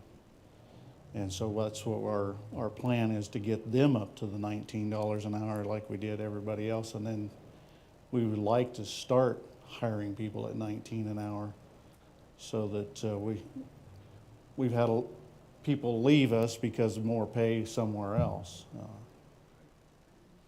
Fortunately, that's the way of the world today. Commissioner Finney. Well, then, Mr. Chairman, what I'm hearing you say, Mike, is that you want to start this in this fiscal year, and we're talking about the 25 budget and reinstating, I get that, but you're wanting to start this $19 pay schedule yet in this fiscal year, and you believe you have in the budget enough latitude for that? Because we're still 6 short right now, so I mean, it has helped. Because I think last year when I came to you, we were, I think, 10 or 12 short. So we're now down to 6 short, and that's what I believe. If we can get that raised up, we can keep those that we have and hopefully get some more hired. Okay. Other questions, commissioners? The other staff that you're increasing, I take it they're under $19 an hour as well? Yes, and this $1 an hour won't get them to 19 either. It's just that last year we recognized several that were pretty low, our clerical staff, and we're trying to get them another $1 an hour to kind of match what the police department, the city has raised theirs, and it's still $1 doesn't put them up there where the city's at, and we understand. I know the city's got way more money than we do, but we get that, but we're just trying to be as competitive as we can be. So you're asking for a permanent increase to $19 for starting.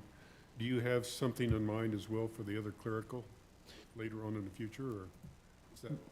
That's something that needs to be addressed too, and I know I've been in conversation with the county administrator, and I believe that's something that across the board countywide, I think we need to look at that for all clerical to raise it. So. Right, and so if I'm clear, these people are getting the 5% across the board plus the additional $63,728 to be allocated amongst the identified people commencing now out of your approved 2024 budget and the enhanced 2025 budget as requested. Yeah. So we can get them ahead of the ones we hire, I'm hoping. Not limiting these people to not receive the 5% that was countywide. Yes. I understand now. Right, any other questions from the commission? I have a comment. Go. Mike, I appreciate the documentation you put together to send to us. It allows us to take a look and see where the dollars are actually going, so I appreciate it. You're welcome. All right, we will take up the county attorney's presentation and allow finance committee representative to respond. Do you have anything else? That's all I have. Thank you for your consideration. Thank you.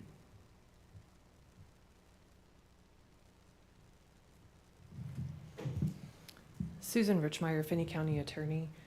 I'm back before you today to ask for roughly $300,000 to be added back into our budget.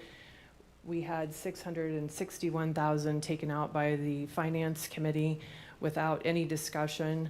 What we are asking for after reworking our budget, which we did last year, and the commission again last year had taken out $500,000 even after I had attempted to work with our administrator for a compromise. We are running behind. We are 3 attorneys short. I anticipating being 2 additional attorneys short. I've been unable to hire in the last 2 months.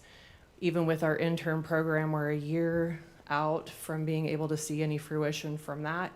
I'm heading south because I know the pay scales down in Oklahoma and Texas are less than what ours are in Kansas, but still to no avail on getting anyone recruited here.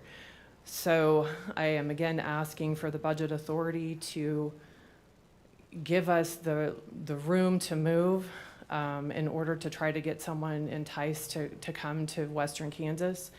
I currently have 5 attorneys that are doing the work of 9. So that is really where we're at. Is it's going to result in us having to decline and not file cases, and that's going to happen relatively soon. So if you have any questions, I would be more than happy to answer those. Commissioners, questions for the county attorney on this budget modification from the Finance Committee recommendation? Well, looking at the 23-24 budget, just on what we're on this, we were presented in our material, there is a $500-some thousand increase. Last year from 2.177 to 2.601, so, you know, that's close, but Zach?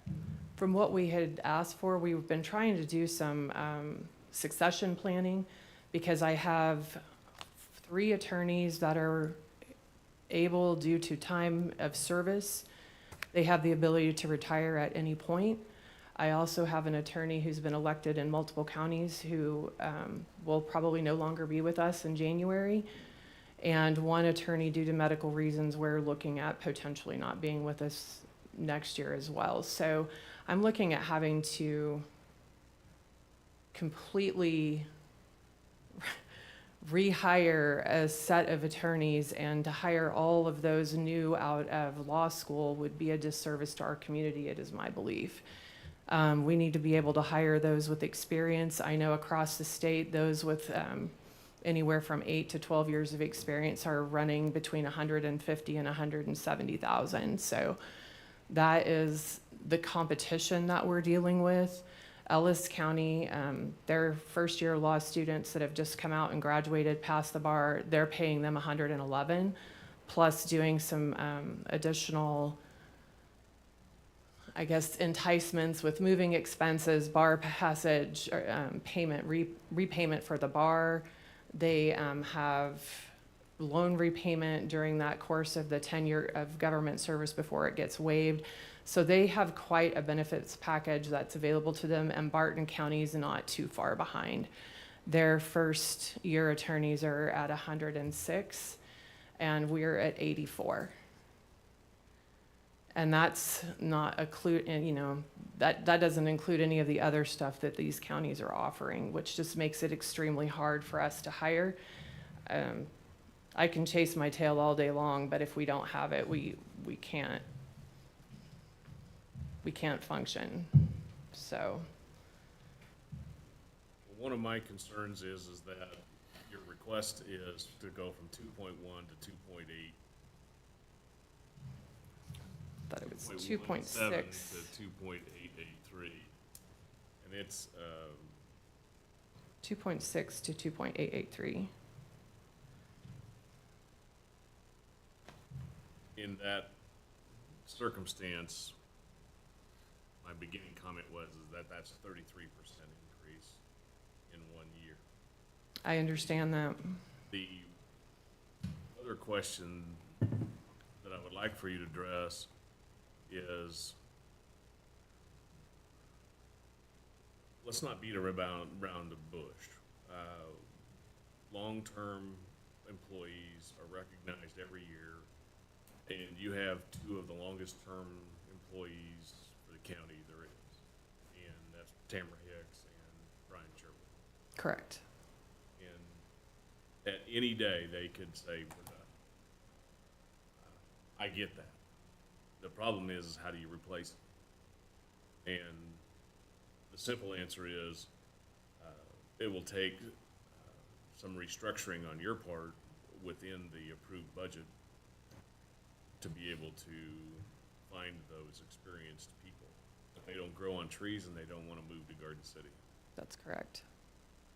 So, building your own is the best opportunity, and building your own is hard to do, and you can't get them in the first place. I would ask for you to share with the commission your efforts with regard to interns this year. Could you explain how many you had and what's the prospect of any of those returning? So we had 7 interns this year, 6 of which were from Oklahoma, 4 from OU, 2 from Oklahoma City University, and then we had 1 from KU.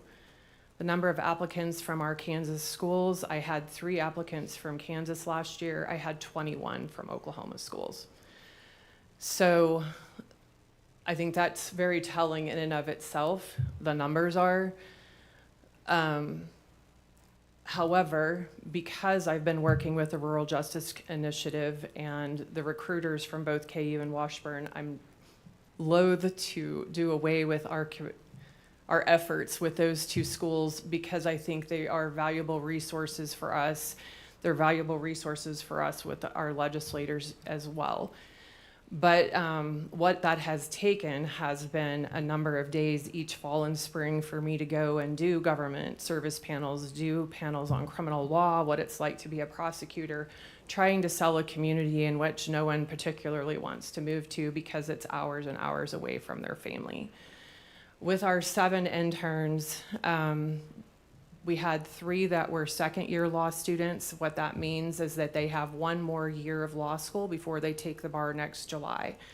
We did make 2 offers for 2 of our interns to return as attorneys. The earliest return date, if they accept those offers, would be sometime in October of 2025. So we're looking a year out. Out of the remaining 4 that were first-year law students, I have 1 that has asked to return. She has not accepted our offer yet, so I don't know how that will go. That just means that over the course of we've had 2 pretty good intern classes, 12. The return rate has been 1 out of 12, I mean, for sure. And then potentially a second one out of those 12, but no hires. So even if we did get a hire again, we're looking another year out, which functioning at a level of where we're at caseload wise is just, we can't handle the numbers for the number of people we have and the number of cases we have coming in. So we're trying to train our interns. We're trying to give them experiences they don't get anywhere else. We had one do a jury trial with Tamara Hicks, who's a very experienced child and sex crimes prosecutor. And that was, I think, a really good experience for her. We try to get them in the courtroom where a lot of others are not doing that. We have done partnerships with our judges, other counties, trying to get them involved in just seeing what the practice of law is like out here.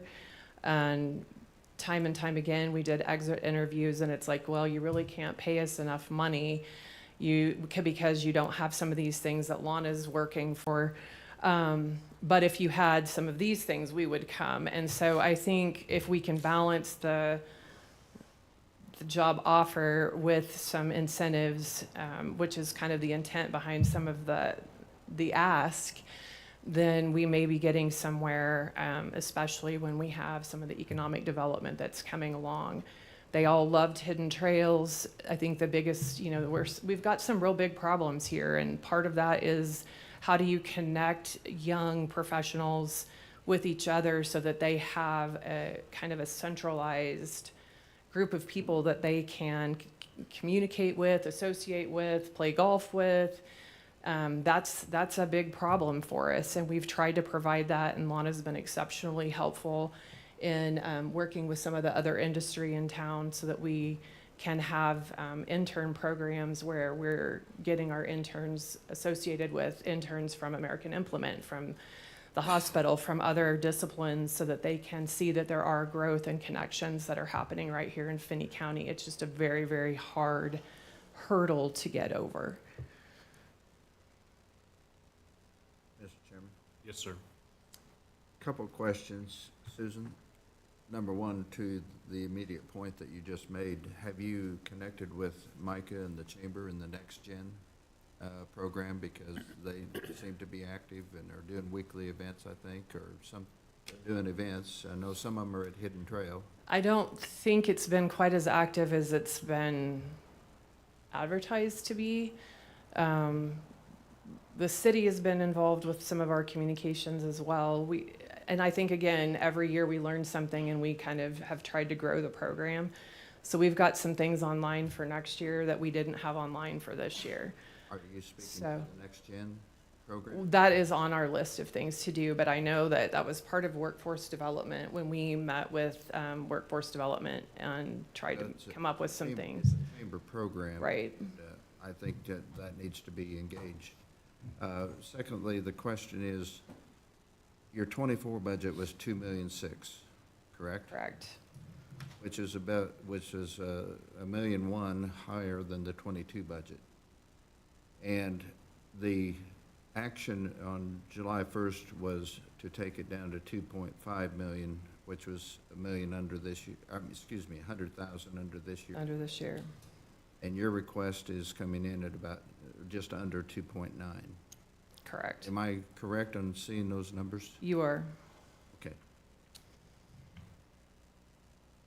Other questions from the commission? I guess it's more of a comment from my side. The sheriff kind of line item things a little bit better. We're just seeing a line item budget. I'm interested to see how many people this affects. You did, between the 24 and 25 budget, your staff has seen a 10% increase in salaries. I am just curious to how much over that 10% your budget is talking about here. We did present a line item budget to the finance committee and to the chairman. That was, I mean, I sent that in. We did not. Okay. I have one copy. I can get more of that. We just gave you the same that we have given for everyone else's, so that's, I can go run copies of that if you would like it real quick. Would it be easier? I mean, I have it just right here. Yes. I have it all right here, yeah. Thank you.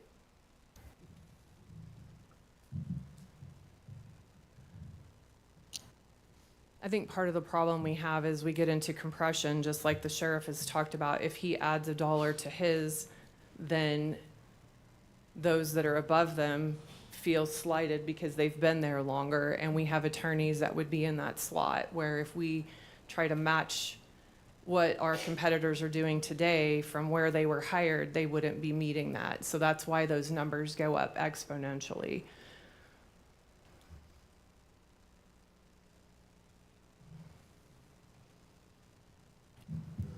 Yes, sir, please A comment. question, Susan, when an attorney does the paperwork, and I'm not quite sure what it's technically called, but before an appeal, don't the attorneys draw a little extra pay for their time in putting together those, whatever? They do, and that is allowed by law. That is the statutory requirement that they do that kind of in their own time. And not all the attorneys will have appeals every year. We try to spread them out so that everyone has an opportunity for that, but it's not a guarantee. Okay, that's what I'm asking about. Mm-hmm.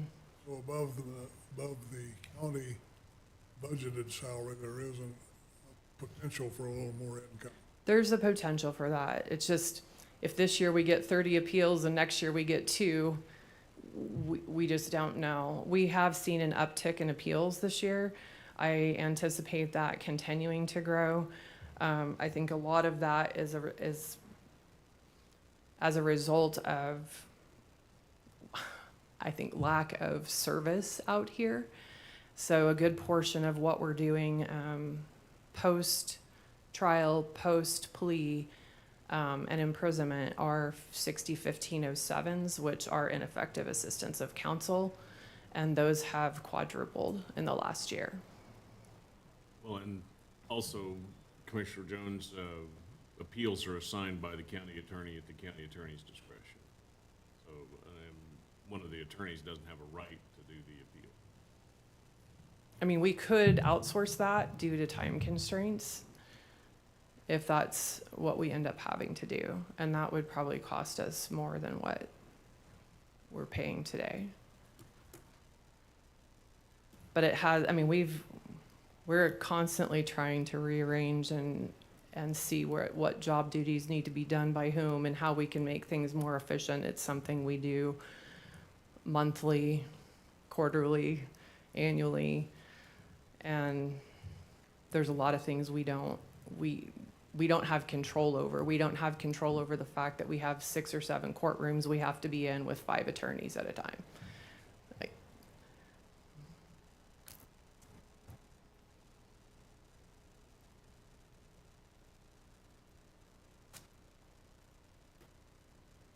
I would like to see the county attorney's office get some of the funds that the finance committee took out of it, but I also am quite mindful that we only have a small margin between the finance committee's 46.698 and the 4702, which is a flat mill levy.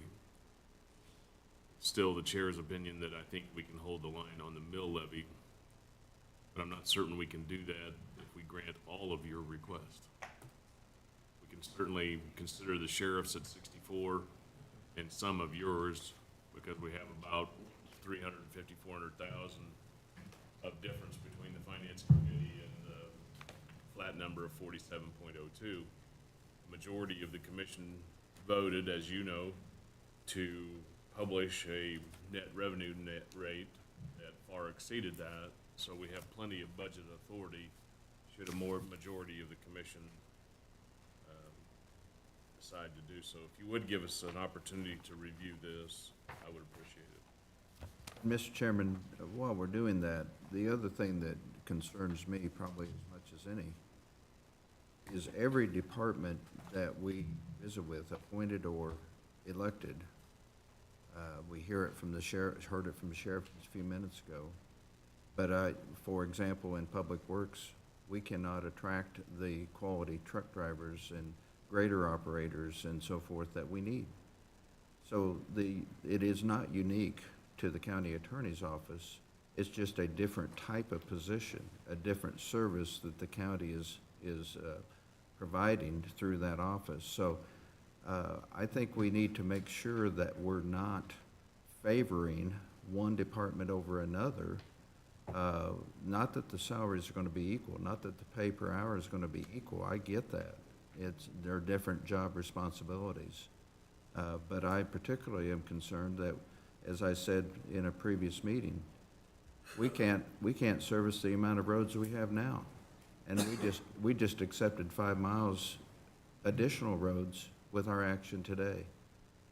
So I don't want us to lose sight of the fact this is a universal question with regard to hiring throughout the county. Mr. Chairman, I'd like to expand on that a little bit.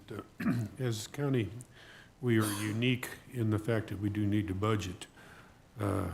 One of my coffee buddies is a major employer in town, and he says he hires a lot of our people because he does not restrict. He offers overtime. He can pay him a less dollar per hour, and they make quite a bit more because he allows overtime. And that is also a factor we have to deal with in the county. Good point. The purpose of my statement here is for this commission to know that the 5 lawyers that are in the county attorney's office now are going to work overtime, and they're not going to get paid for it.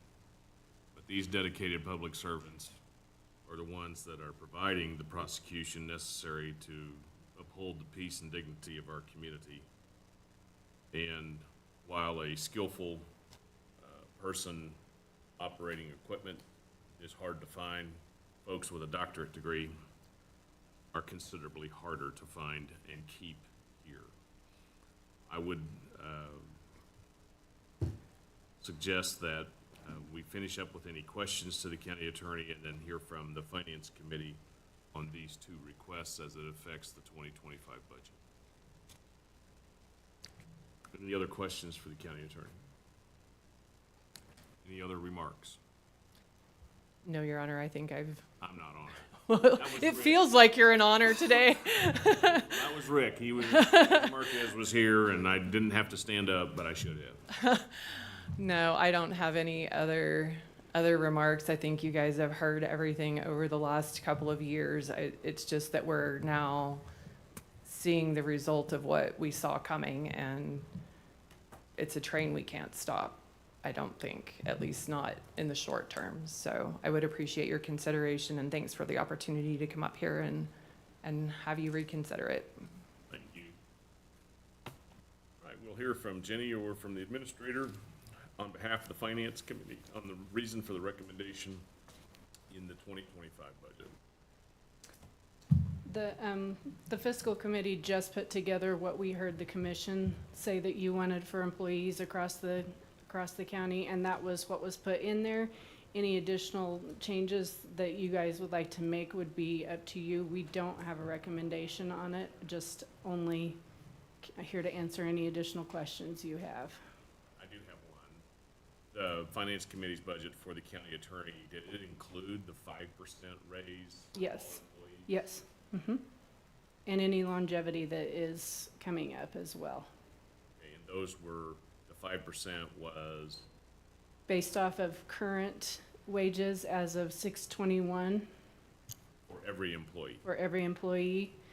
Open positions are not budgeted at base, they are budgeted at 25% off of base in case someone has, and that's for all departments, in case someone has a qualified applicant that has experience, we have some leverage to move off of that without busting the budget with one person.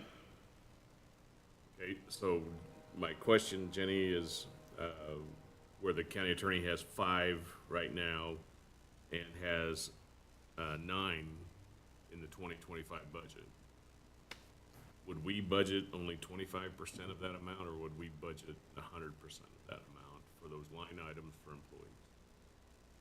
I'm not following that question. Okay. Well, I thought you just said we budgeted 25% of open positions. Correct. No, we budget 100% of open positions. We budget up to 25% above the base pay on that for anyone who potentially may have experience to come in so that they can start off of base with experience. So those open positions, if an open position started at $19, we would budget 25% above that. It's a calculation, but it's roughly 25%, and it gives you that buffer to be able to move off of base with experience. Other questions for Jenny? I've consumed too much of her time. Please come up, Susan, to the microphone so the viewing public can hear us. Yes, if you would allow me to ask this question, if our base pay was 84,500 or 84,000, then your budget amount that you've put in or allowed for in that would be roughly what, 105? So that wouldn't even get us an experience. I mean, that wouldn't even get us anything but a baby attorney. That doesn't allow for any experience in my world. I just wanted to clarify that piece of it. Commission. Yes, sir. Let me offer just a brief summary of how we got here, perhaps. That'd be great. All right, so as you know, I'm supposed to present an annual recommended operating budget with capital improvements, long-range strategic planning, and all the other county operations. And it's for the commission to review, revise, and potentially adopt. On the July 3rd, we presented to the Board of County Commissioners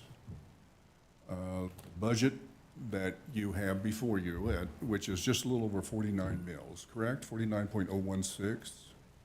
And we told you at the beginning of that, if we would have put all the requests in as we identified with Public Works, recall that discussion with Public Works on the number of roads to maintain your asphalt roads, number of miles and so forth.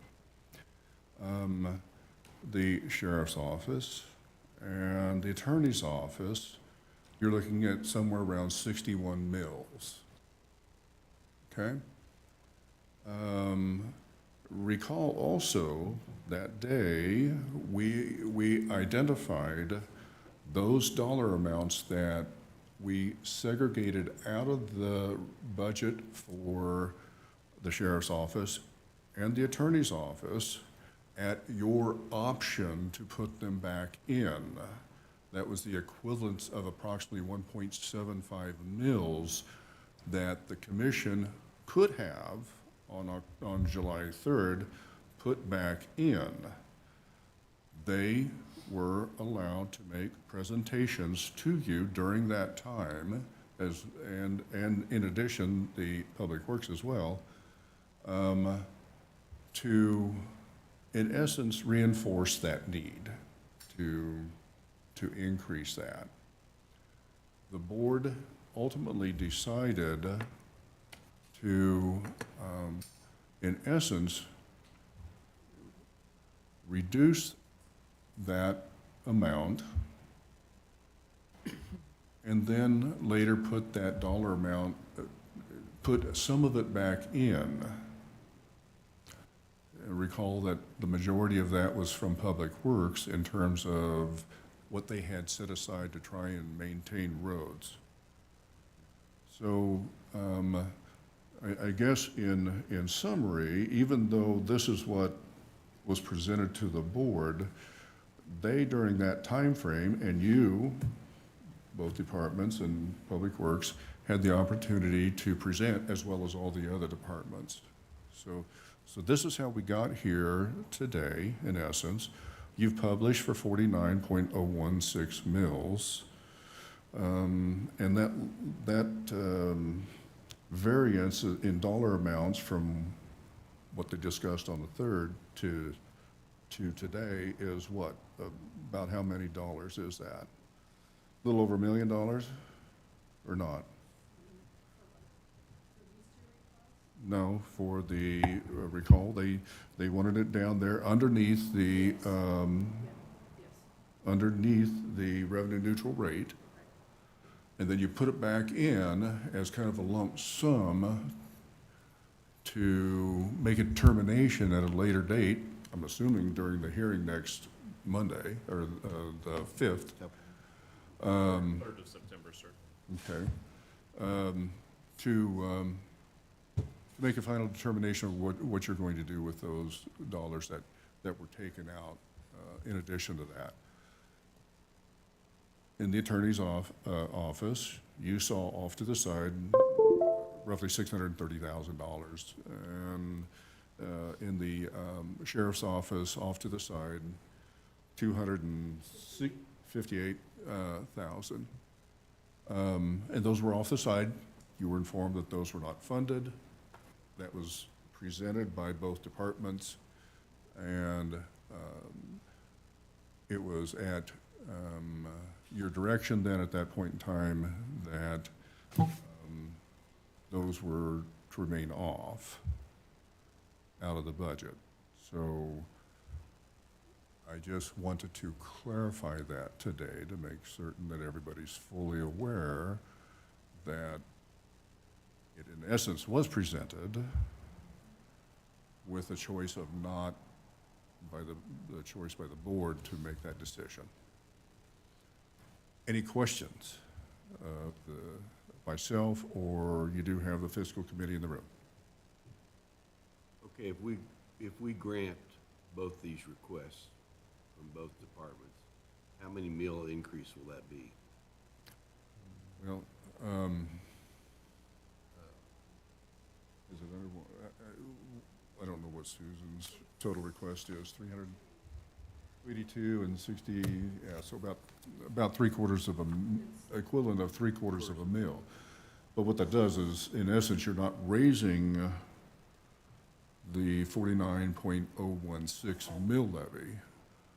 What you're doing is, in essence, allocating that money that you stuck back in, but recall the source of those dollars was, in essence, $25,000 from the courts, and give me a dollar amount from the Public Works. A little over a million. Yeah, a little over $1 million from Public Works. We can't, the mill levy that's published, the 49.016, cannot be changed, correct? Nope. Cannot be exceeded. Can't go over that. Can't be exceeded. Yeah. Okay. Yeah. But I think that the 47.02 for me is the targeted goal as the net revenue rate, and 46.9 was the Finance Committee recommendation. And so if we're going to add in the county attorney's request and the sheriff's request, then we're going to have to raise the mill levy in order to accommodate that from the 47.02.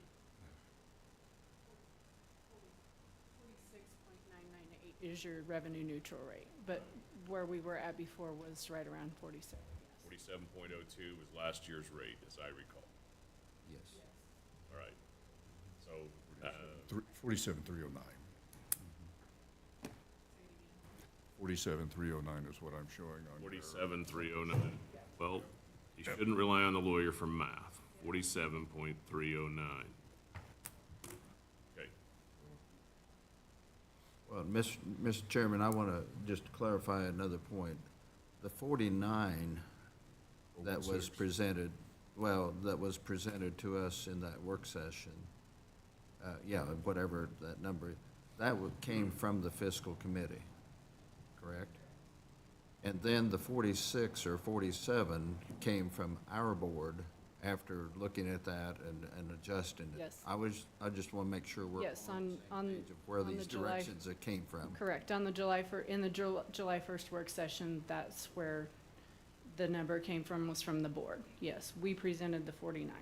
And then, following up on that, we decided to publish the 49, which we cannot exceed. Correct. We can be somewhere in between if we choose to. Correct. Yeah. What you did that day is, in essence, you considered those three other departments, in essence, their request for additional. It was still within your budget. We did not put it in for mill levy calculation. We left that up to the Board of County Commissioners. If you want to fund this, this is what it will take. That's how we arrived at roughly that 61, 62 mills if you granted it all. And the other piece that was removed was EMS positions of 200 and some thousand There dollars. we go. That's Yes. where the 1.5 million comes from. I had to think on it a minute to come up with the other piece of it. Thanks for that reminder, because I remember that as well, yes. All right. Other questions for Jenny or Robert? Okay. You put me in this chair so you get the comments. The 47.309 was last year's mill levy rate, and I'd still like to stay there. We may not be able to do that if we raise the proposed budget for the sheriff, 64,000, and the 275 for 285 for the county attorney, which is 349, which is 60% of a mill, which would get us above the 47.309, with the cuts coming out of the road and bridge or public works portion of the budget to get 2025 down in some semblance of not raising the mill levy rate on property owners. Once again, I just really think that we have the ability to dig into some reserves and avoid raising the mill levy rate to accommodate our budget for 2025. With that having been said, is there a motion to direct the compilation of the requests of both the county attorney, take them in order, sheriff and the county attorney? Mr. Chairman, I suggest that those subjects be deferred until September 3rd. All right. Any other commissioners seek any action on the requests today? Mr. Chairman, I'm going to complain a little bit. We're real good at putting things off. And every time we come up to a tough decision, let's put it off. How about let's backtrack and let's make a decision and give the administration a chance to prepare the documents we'll need and so on. What I'm leaning toward is to grant the sheriff's request of the 68,000 and maybe go halfway on what Susan is requesting and fund that. So I'll throw that out for consideration. Commissioner Dries. Ditto with the thing on the sheriff. I've been kind of running the 5% over this sheet we were just read.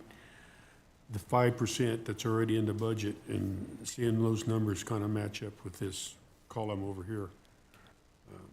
I would like to see whatever the finance committee puts in front of us, that we see this detailed information in front of all commissioners, not just a line item. I'd like to see some more detail from the finance committee, so that the rest of us know what you're looking at. So you would defer until the 3rd for our budget hearing? Yes. Mr. Jones?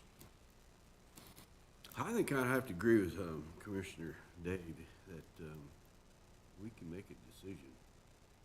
I think I kind of, you know, the 64,000 sheriff, you know, that makes sense. Now, the county attorney's office, we have this battle every year, it seems like. Same battle. And you look back at the previous budgets and they've all been increases. Substantial increases. And I know that everybody has to deal with competition on hiring employees, but I don't know why that one department should be an exception to everybody else's department. Well, it appears to me that if we do the motion today, we'll probably be split on our vote, more on procedural grounds rather than substance. So I'm concerned that perhaps it would be, I too know that we are capable of making a decision. And however, I don't know that we have the votes, and if the commission wants to have the recorded vote on those, Commissioner Jones will do it. Free to make a motion at any time on one or both, as well as Commissioner Dries and Commissioner Finney to make motions to table this until the 3rd. That's kind of where we're at. Mr. Chairman, if I might add a comment. You may.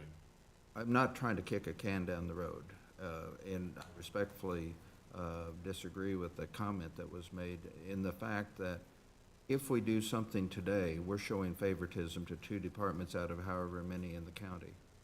And I believe that this decision needs to be a part of that whole budget decision, and we are locked in to September 3rd being that decision time. So that was the point of my, not kick it down the road like we did KDOT and a few of those things, but we have a hearing and a budget decision on September 3rd, and I think these 2 requests need to be taken into consideration in that context of the entire budget. Commissioner Jones. I do have a quick question. Would it be possible to put the hypothetical in the computer, and the hypothetical being fund the sheriff's request and fund half of Susan's request? Where would that put us in terms of budget, mill levy, and all of the things that are of concern?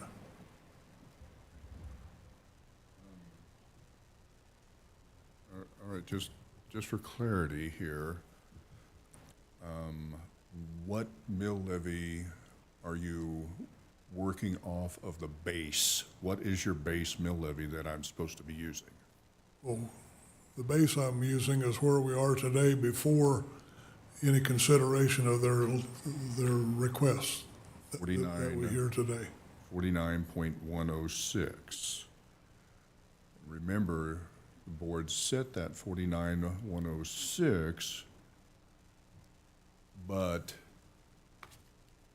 took away those dollar amounts from those various departments, Public Works, EMS, and courts, where we ended up at the revenue neutral rate, which was 46.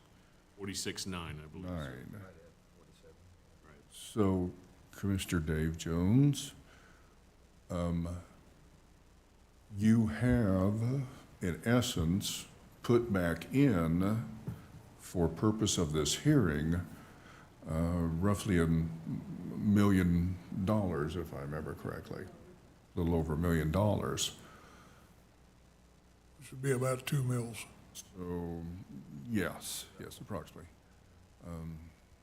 But Susan's request today totals what? 285, sir. 285,000. Correct. And the sheriff's request 68,000. 65. 64,000. Yeah. About 340, or, yeah, 340. So adding 300, what I'm suggesting is the sheriff's and half of Susan's, about 300,000. What's that? That would come out of that $1 million that you have not appropriated then, yeah. Yes, sir, that's what I'm asking. Yeah. So that would come out of that. I guess I'm not clear on what you are wanting me to do. Well, I guess I'm not clear what I'm asking, but I'm, Well, I think, first of all, I don't see the board wanting to get to the 49. And we're gonna cut out of road and bridge employees courts what we did on July 3rd to get close to that 47. And 47,309 was last year's rate, 46.9 was where the cuts came out. And if we add in what Mr.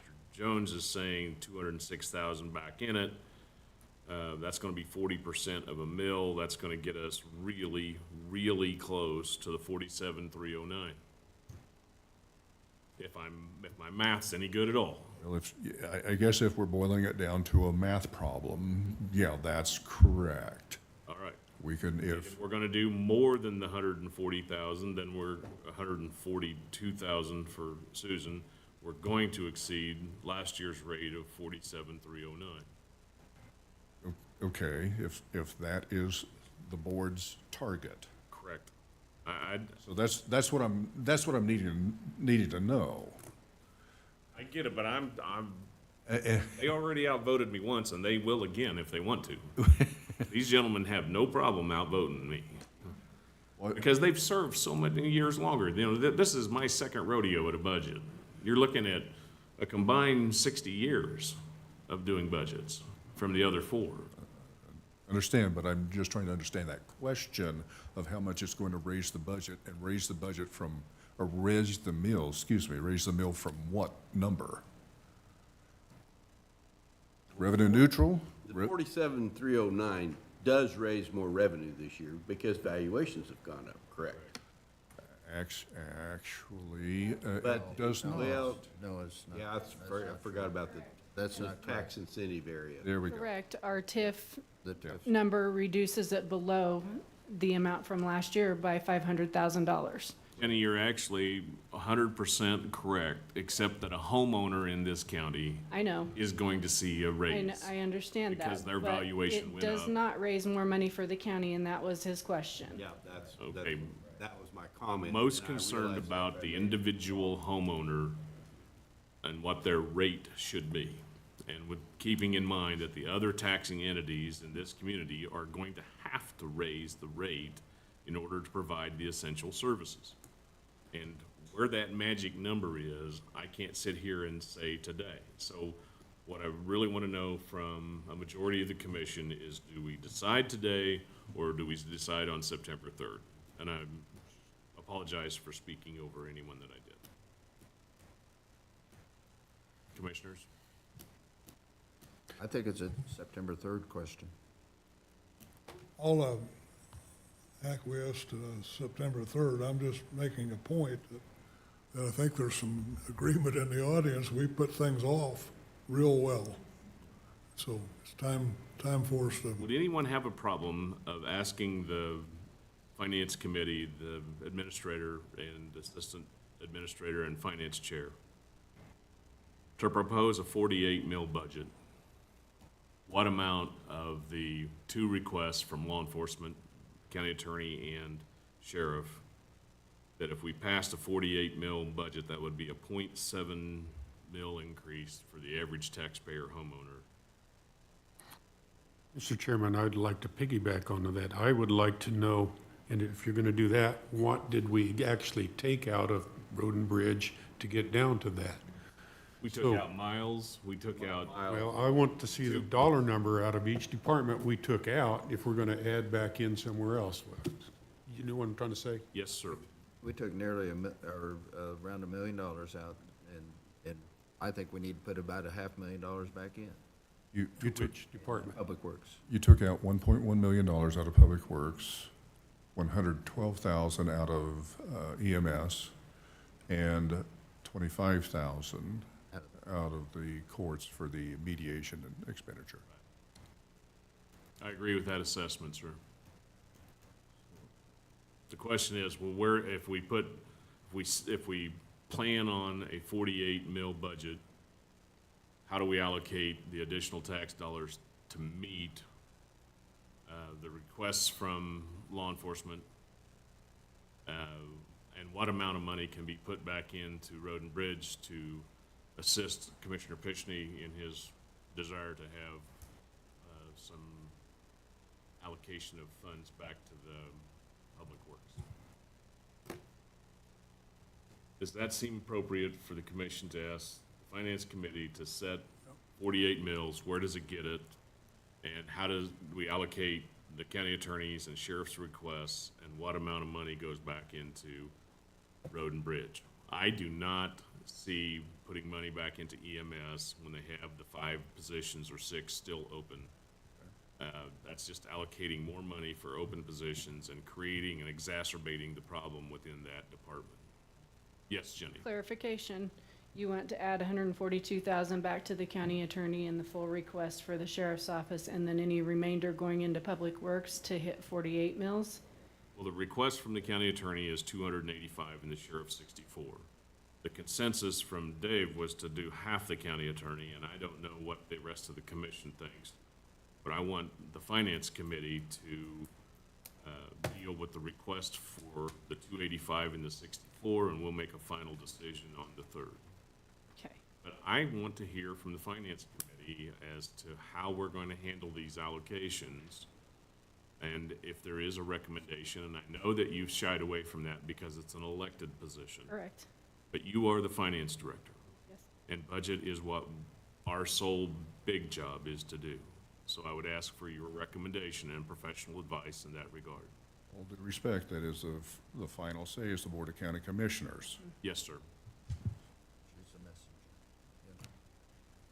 Now, does anybody have a problem with expecting a 48 mil levy and working backwards the way we're doing it? No, that gives you a base to start from, and I think that's what everybody needed. Well, Commissioner Drees and Commissioner Finney get to punt for 2 weeks, but we're gonna do it on the 3rd.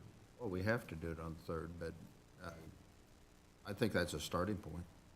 And perhaps it's more fair to everybody, Commissioner, that we wait until we consider one budget rather than piecemeal it. But I also want everybody to know, including the viewing public, that both the sheriff and the county attorney needed to have a hearing as to why these requests were reasonable and why they were necessary. Because we have both a statutory and constitutional duty to fund these offices adequately.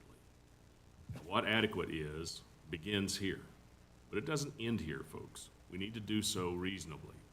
And I don't know the magic number, but I guess I'm willing to tell a taxpayer that yes, the county had to raise your rate in order to reasonably and adequately fund these important offices.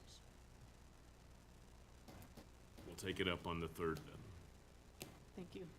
Sheriff and County Attorney, thank you for your presentation and all the hard work, and we will table this until the 3rd of September at a budget hearing.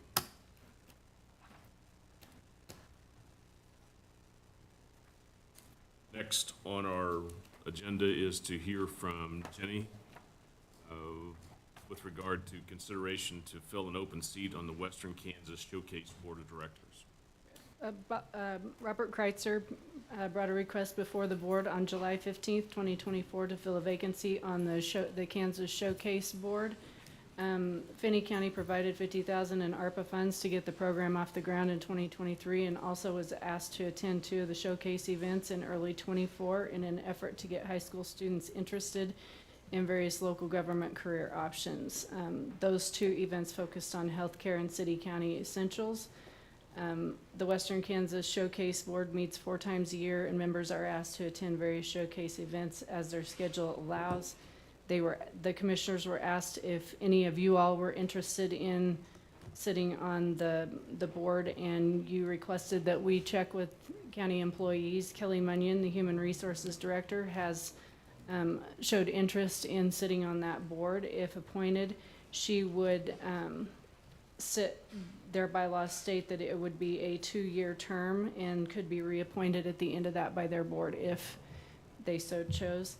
And then if you all approve putting Kelly on that board, then they would review that at their August 27th board meeting, and she would or would not be appointed at that time. Bob was not able to attend today, so he asked me to present on his behalf, and that is all the information I have on it. Thank you very much. Motion to appoint Kelly Munyon to our Human Resource Director to the Showcase Board in recognition of all the hard work that she and others did for the county and the county's participation in the Showcase event. This board, I want to see a way for us to continue to fund the showcases, and Kelly's agreed to volunteer. So moved, Mr. Chairman. Second. Been moved and seconded. The board recommends appointment of Kelly Munyon, Human Resource Director, to the Board of Directors of the Showcase Board. Is there any further discussion? Hearing none, all in favor say aye. Aye. Opposed? Motion carries. Jenny, don't go anywhere. I'm not. Thank you. Next on our business agenda, on bottom of page 2, Paul Harvey, we have reappointment to the Sales Tax Oversight Committee, of which I am the chairman.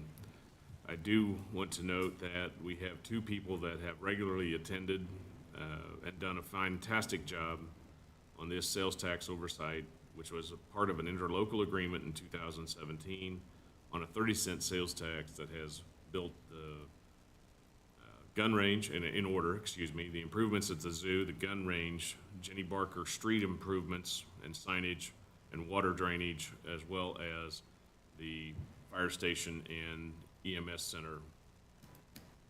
So Jenny, what do you have? The Sales Tax Oversight Board interlocal stipulates that the board shall be made of 6 members, the city mayor, county chairman, and 4 other members, 2 appointed from the city and 2 appointed from the county. Our positions were expired, and so we are looking to reappoint those members to the same positions that they were previously on, and they have agreed to those. Tim Miller was appointed to serve a 3-year term, and if reappointed today, his reappointment would end in July of 2027, and Martin Nusser was appointed to a 5-year term that would expire in July of 2029. If appointed today, both of them were contacted, and they are both interested in staying on the board if you so choose. Motion to appoint these volunteers. Mr. Chairman, I move that we reappoint these volunteers with the history they have. I think it's a good appointment. Second? Been moved and seconded to appoint Tim for a 3-year term, expiring on June 30th? July of July 2027, 31st, yes. 2027, and Marty to a 5-year term, expiring July 31st of 2029. Any further discussion? All those in favor say aye. Aye. Opposed? Be careful what you volunteer for. Motion carries. Thank you. All right. Madam Clerk, you have some final results for us?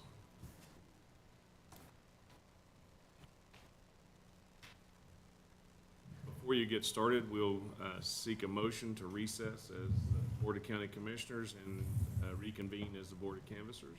I shall offer that motion. Second? Moved and seconded to recess as the Board of County Commissioners and take up the business of the Board of Canvassers. All those in favor say aye. Aye. Aye. Opposed? Madam Clerk. All right, so earlier we went over the provisional ballots, and those have been counted and entered. We Mike, yeah. I need to be louder, Dave? Okay. So we got those provisional ballots, those have been counted, and the results have been tabulated. I do have next to Dave there a copy of the final results. I didn't print one for each of you because of all the precinct committee positions. It's about a 140-page report. If you do want a printed one, I'd be more than happy to give it to you. Otherwise, there'll be a link to an online one that you could download. But I do have it up on the screen today. We can go through any of the results that you would like to specifically see. But as you can see here, and actually I gave each of you a summary of election results. And within that packet, there were 3 different reports, and that's been the progression of our election results thus far. The one on the front page is the election night results. These are the ones that were published for everyone to see. On Wednesday, we counted or added in mail ballots, 13 mail ballots. So you'll see on that next page that the total number has gone up. The absentee number has gone up, and all the other numbers remain the same. On the next page, which also happened on Wednesday after Election Day, we added in also 11 hand count ballots. So you'll see there that the numbers went up on the 3rd page of your packet. The numbers went up by those 11 ballots. One of those was from early voting, 8 were mail ballots that had to be hand counted, and 2 of them were from Election Day hand counts. So those have all been added, and that got us to where we were this morning. And then they went down and counted the provisional ballots, and you'll see now that we've added the 42 provisional ballots that you accepted, and bringing the total ballots cast to 2710 for this election. Are there any particular results you want to see? Has any of the positions changed? No, I don't think, and none of them were close enough, with only 42 ballots being counted. None of them were close enough to change the outcome. And you'll publish this on your site or the Secretary of Yes. State's site? No, it'll be on our site. Okay. I'll have a link to that, and it'll also be, the link will be published on Facebook, so you can download it. I'm also happy to send it to you if you would prefer. Well, you can send All it. up to you. I'll send you the link. Any other questions for the clerk regarding certification of this election as the Board of Canvassers? What's that come out as a percentage of registered voters? Just, A total turnout of 12.3%. okay.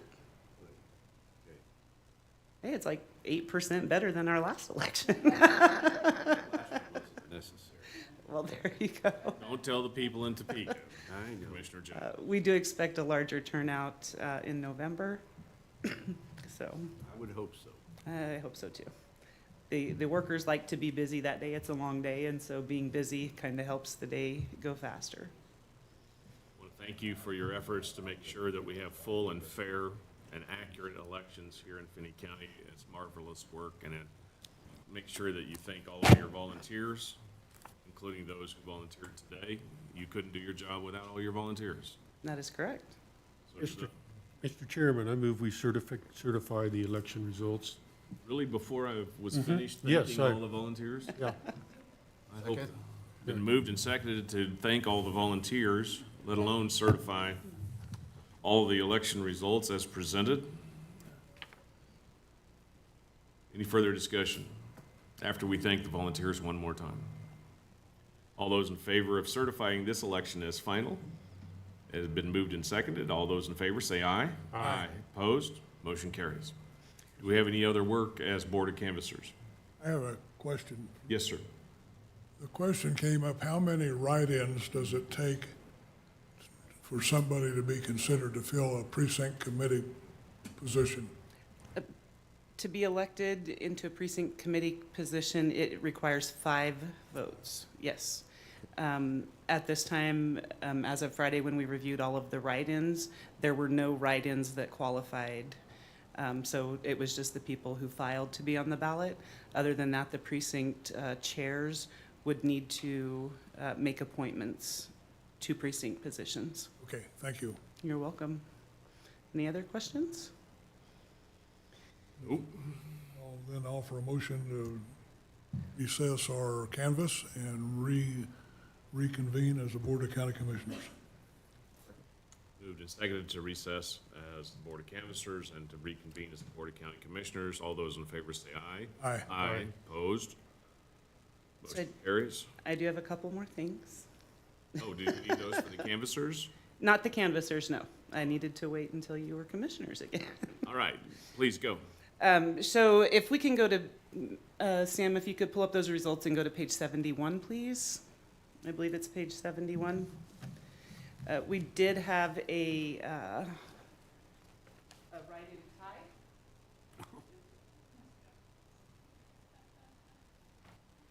So for Republican Township Trustee for Pierceville Township, there was a tie on the write-ins. For this, for township positions, it requires 3 votes to advance to the general ballot. As you can see, both Dan Harms and Verl Warren received 3 votes each. When this happens, the commissioners get to draw from a hat, and today it'll be a coffee mug, but I'll have you draw the winner. Based on what happens there, I will get a letter sent out. You may know that Verl Warren is currently the clerk for that township, so he would likely decline the position, and he has to do that within 10 days of canvass, which is why I needed to bring this to you today. So.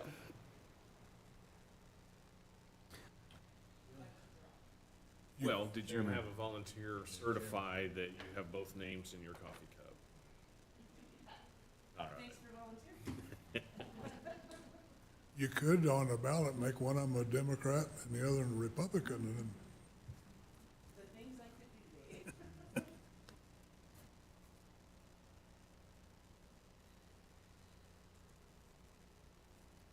All right, I will certify for the Board of County Commissioners that both names appear in the cup. We flipped for these, no? Well, it says it has to be drawn by lot. Okay. I assume that means a piece of paper. Who wants to hold the cup? You want to hold the cup, Commissioner? Would you have the clerk come over and draw a name, please?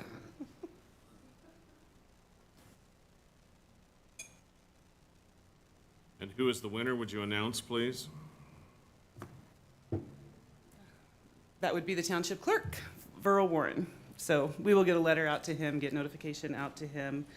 He would have to either decline this nomination or resign from his position as clerk. So I have a feeling I know how that will go. So thank you. automatically assumed if he withdraws that the other. I assume that's what'll happen, but it has to be made official, so he'll have to submit a form declining that nomination. And in that case, then it would just be a write-in on the ballot. It doesn't go to the next person in line. It would just become nobody on the ballot for that one. Any other questions for the clerk with regard to the election? We are still convened as the Board of County Commissioners, and by lot, Mr. Warren was selected as the winner of that election. Thank you. Anything? Just in closing, I wanted to take a moment and I have more thanks to make, Jerry. Good. I want to thank the early board workers. They're here for a total of 2 weeks, all day, every day, not only for receiving voters, but helping us with our tasks in order to be ready for election day. Also, the public works and maintenance workers, they helped us load and mobilize equipment the day before election day, and specifically the maintenance staff was very helpful in doing just whatever we needed at the time to make election day happen. I want to thank our election day board workers, and like Jerry said, we literally cannot do it without them. We also had special boards of mail, audit, and provisional counting. And then, of course, my election office staff who never hesitate to do all of the things that they need to do to make the election happen. So that includes working weekends, odd hours, and I just want you guys to know how much I appreciate them. I would encourage voters to stay engaged and continue to research candidates to make informed decisions for the November 5th election. And we'll have a deadline for registration for the November election is October 15th, and early voting will start on October 21st. Thank you. Anything else about the upcoming election? Members? Commissioners? Not upcoming election, Mr. Chairman, but do you know through Secretary of State's office, like we had 12% turnout, is that average across the 105 counties? Have you received any of those statistics? I have not seen any of those yet. So today is the last day to canvass, so they'll be getting all of their results today, and then they will start working towards the state canvass, which will take place, I believe, on September 1st.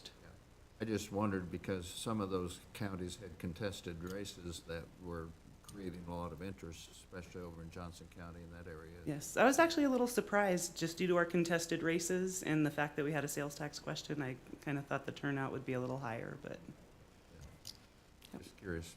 Yeah. It just shows to show that sales tax questions deserve to be on a general election. Bond issues need to be on a general election. You would More certainly people on get the more wheel, people, we get 'em, yes. we get more of the community involved. But people in Topeka don't like to have more people involved. That's why they put these special questions on statewide issues on special question ballots or in a primary. Add that to Commissioner Pishney's list.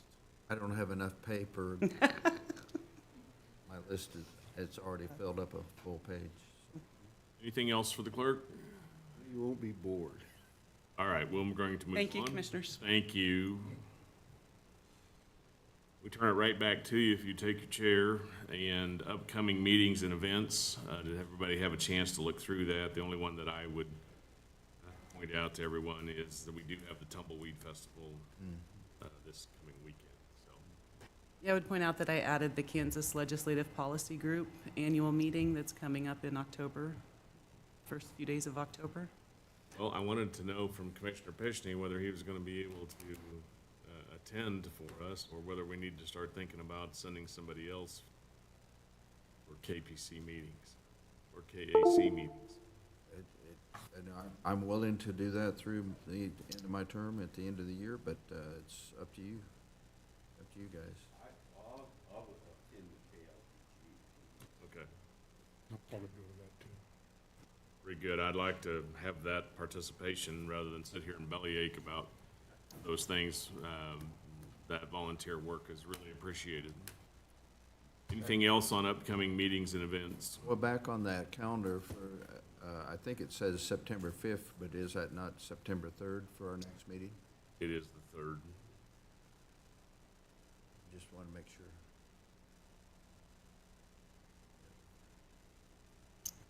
Okay, thank you. And then, and then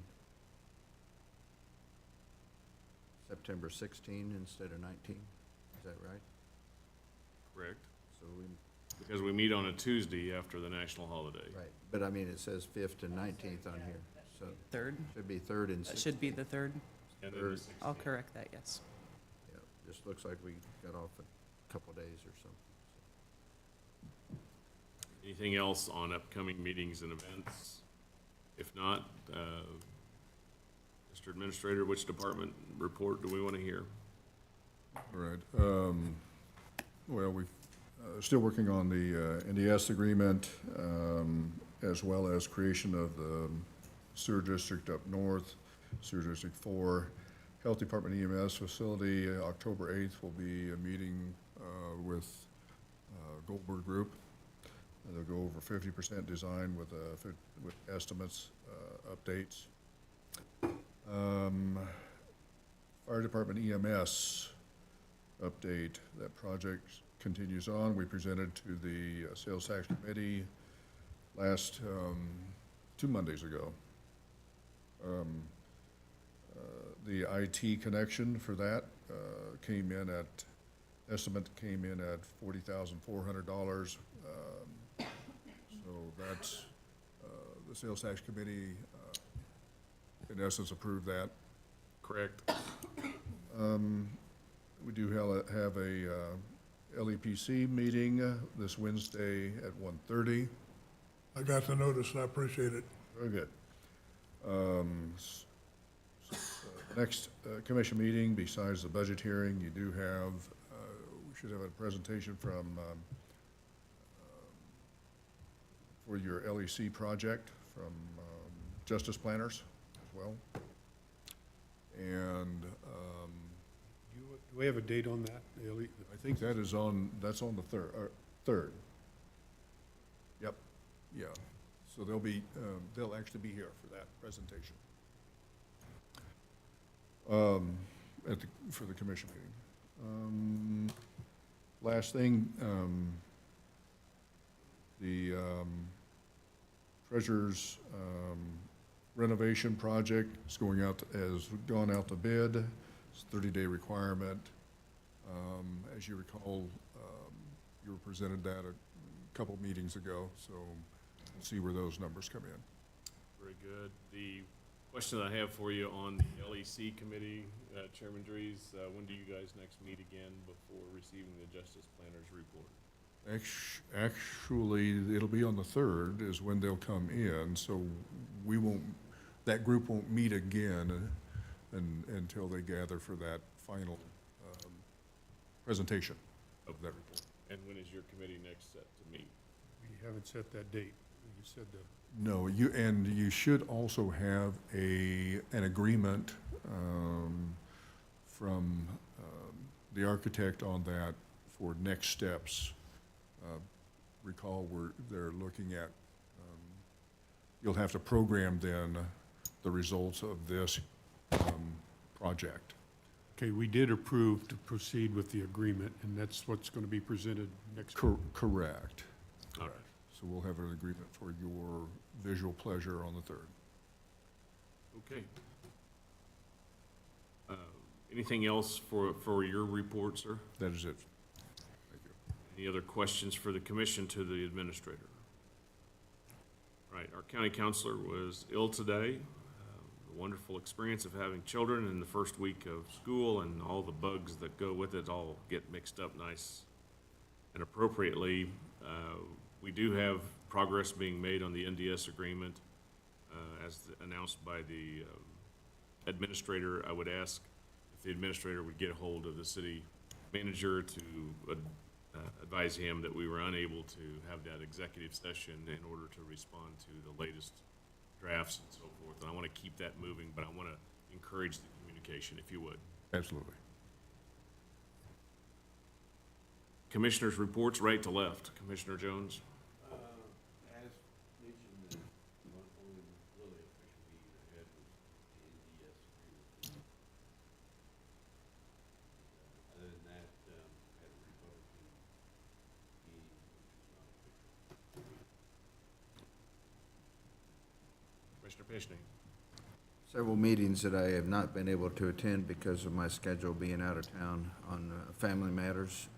But I was able to attend the Extension Board meeting, district meeting last week.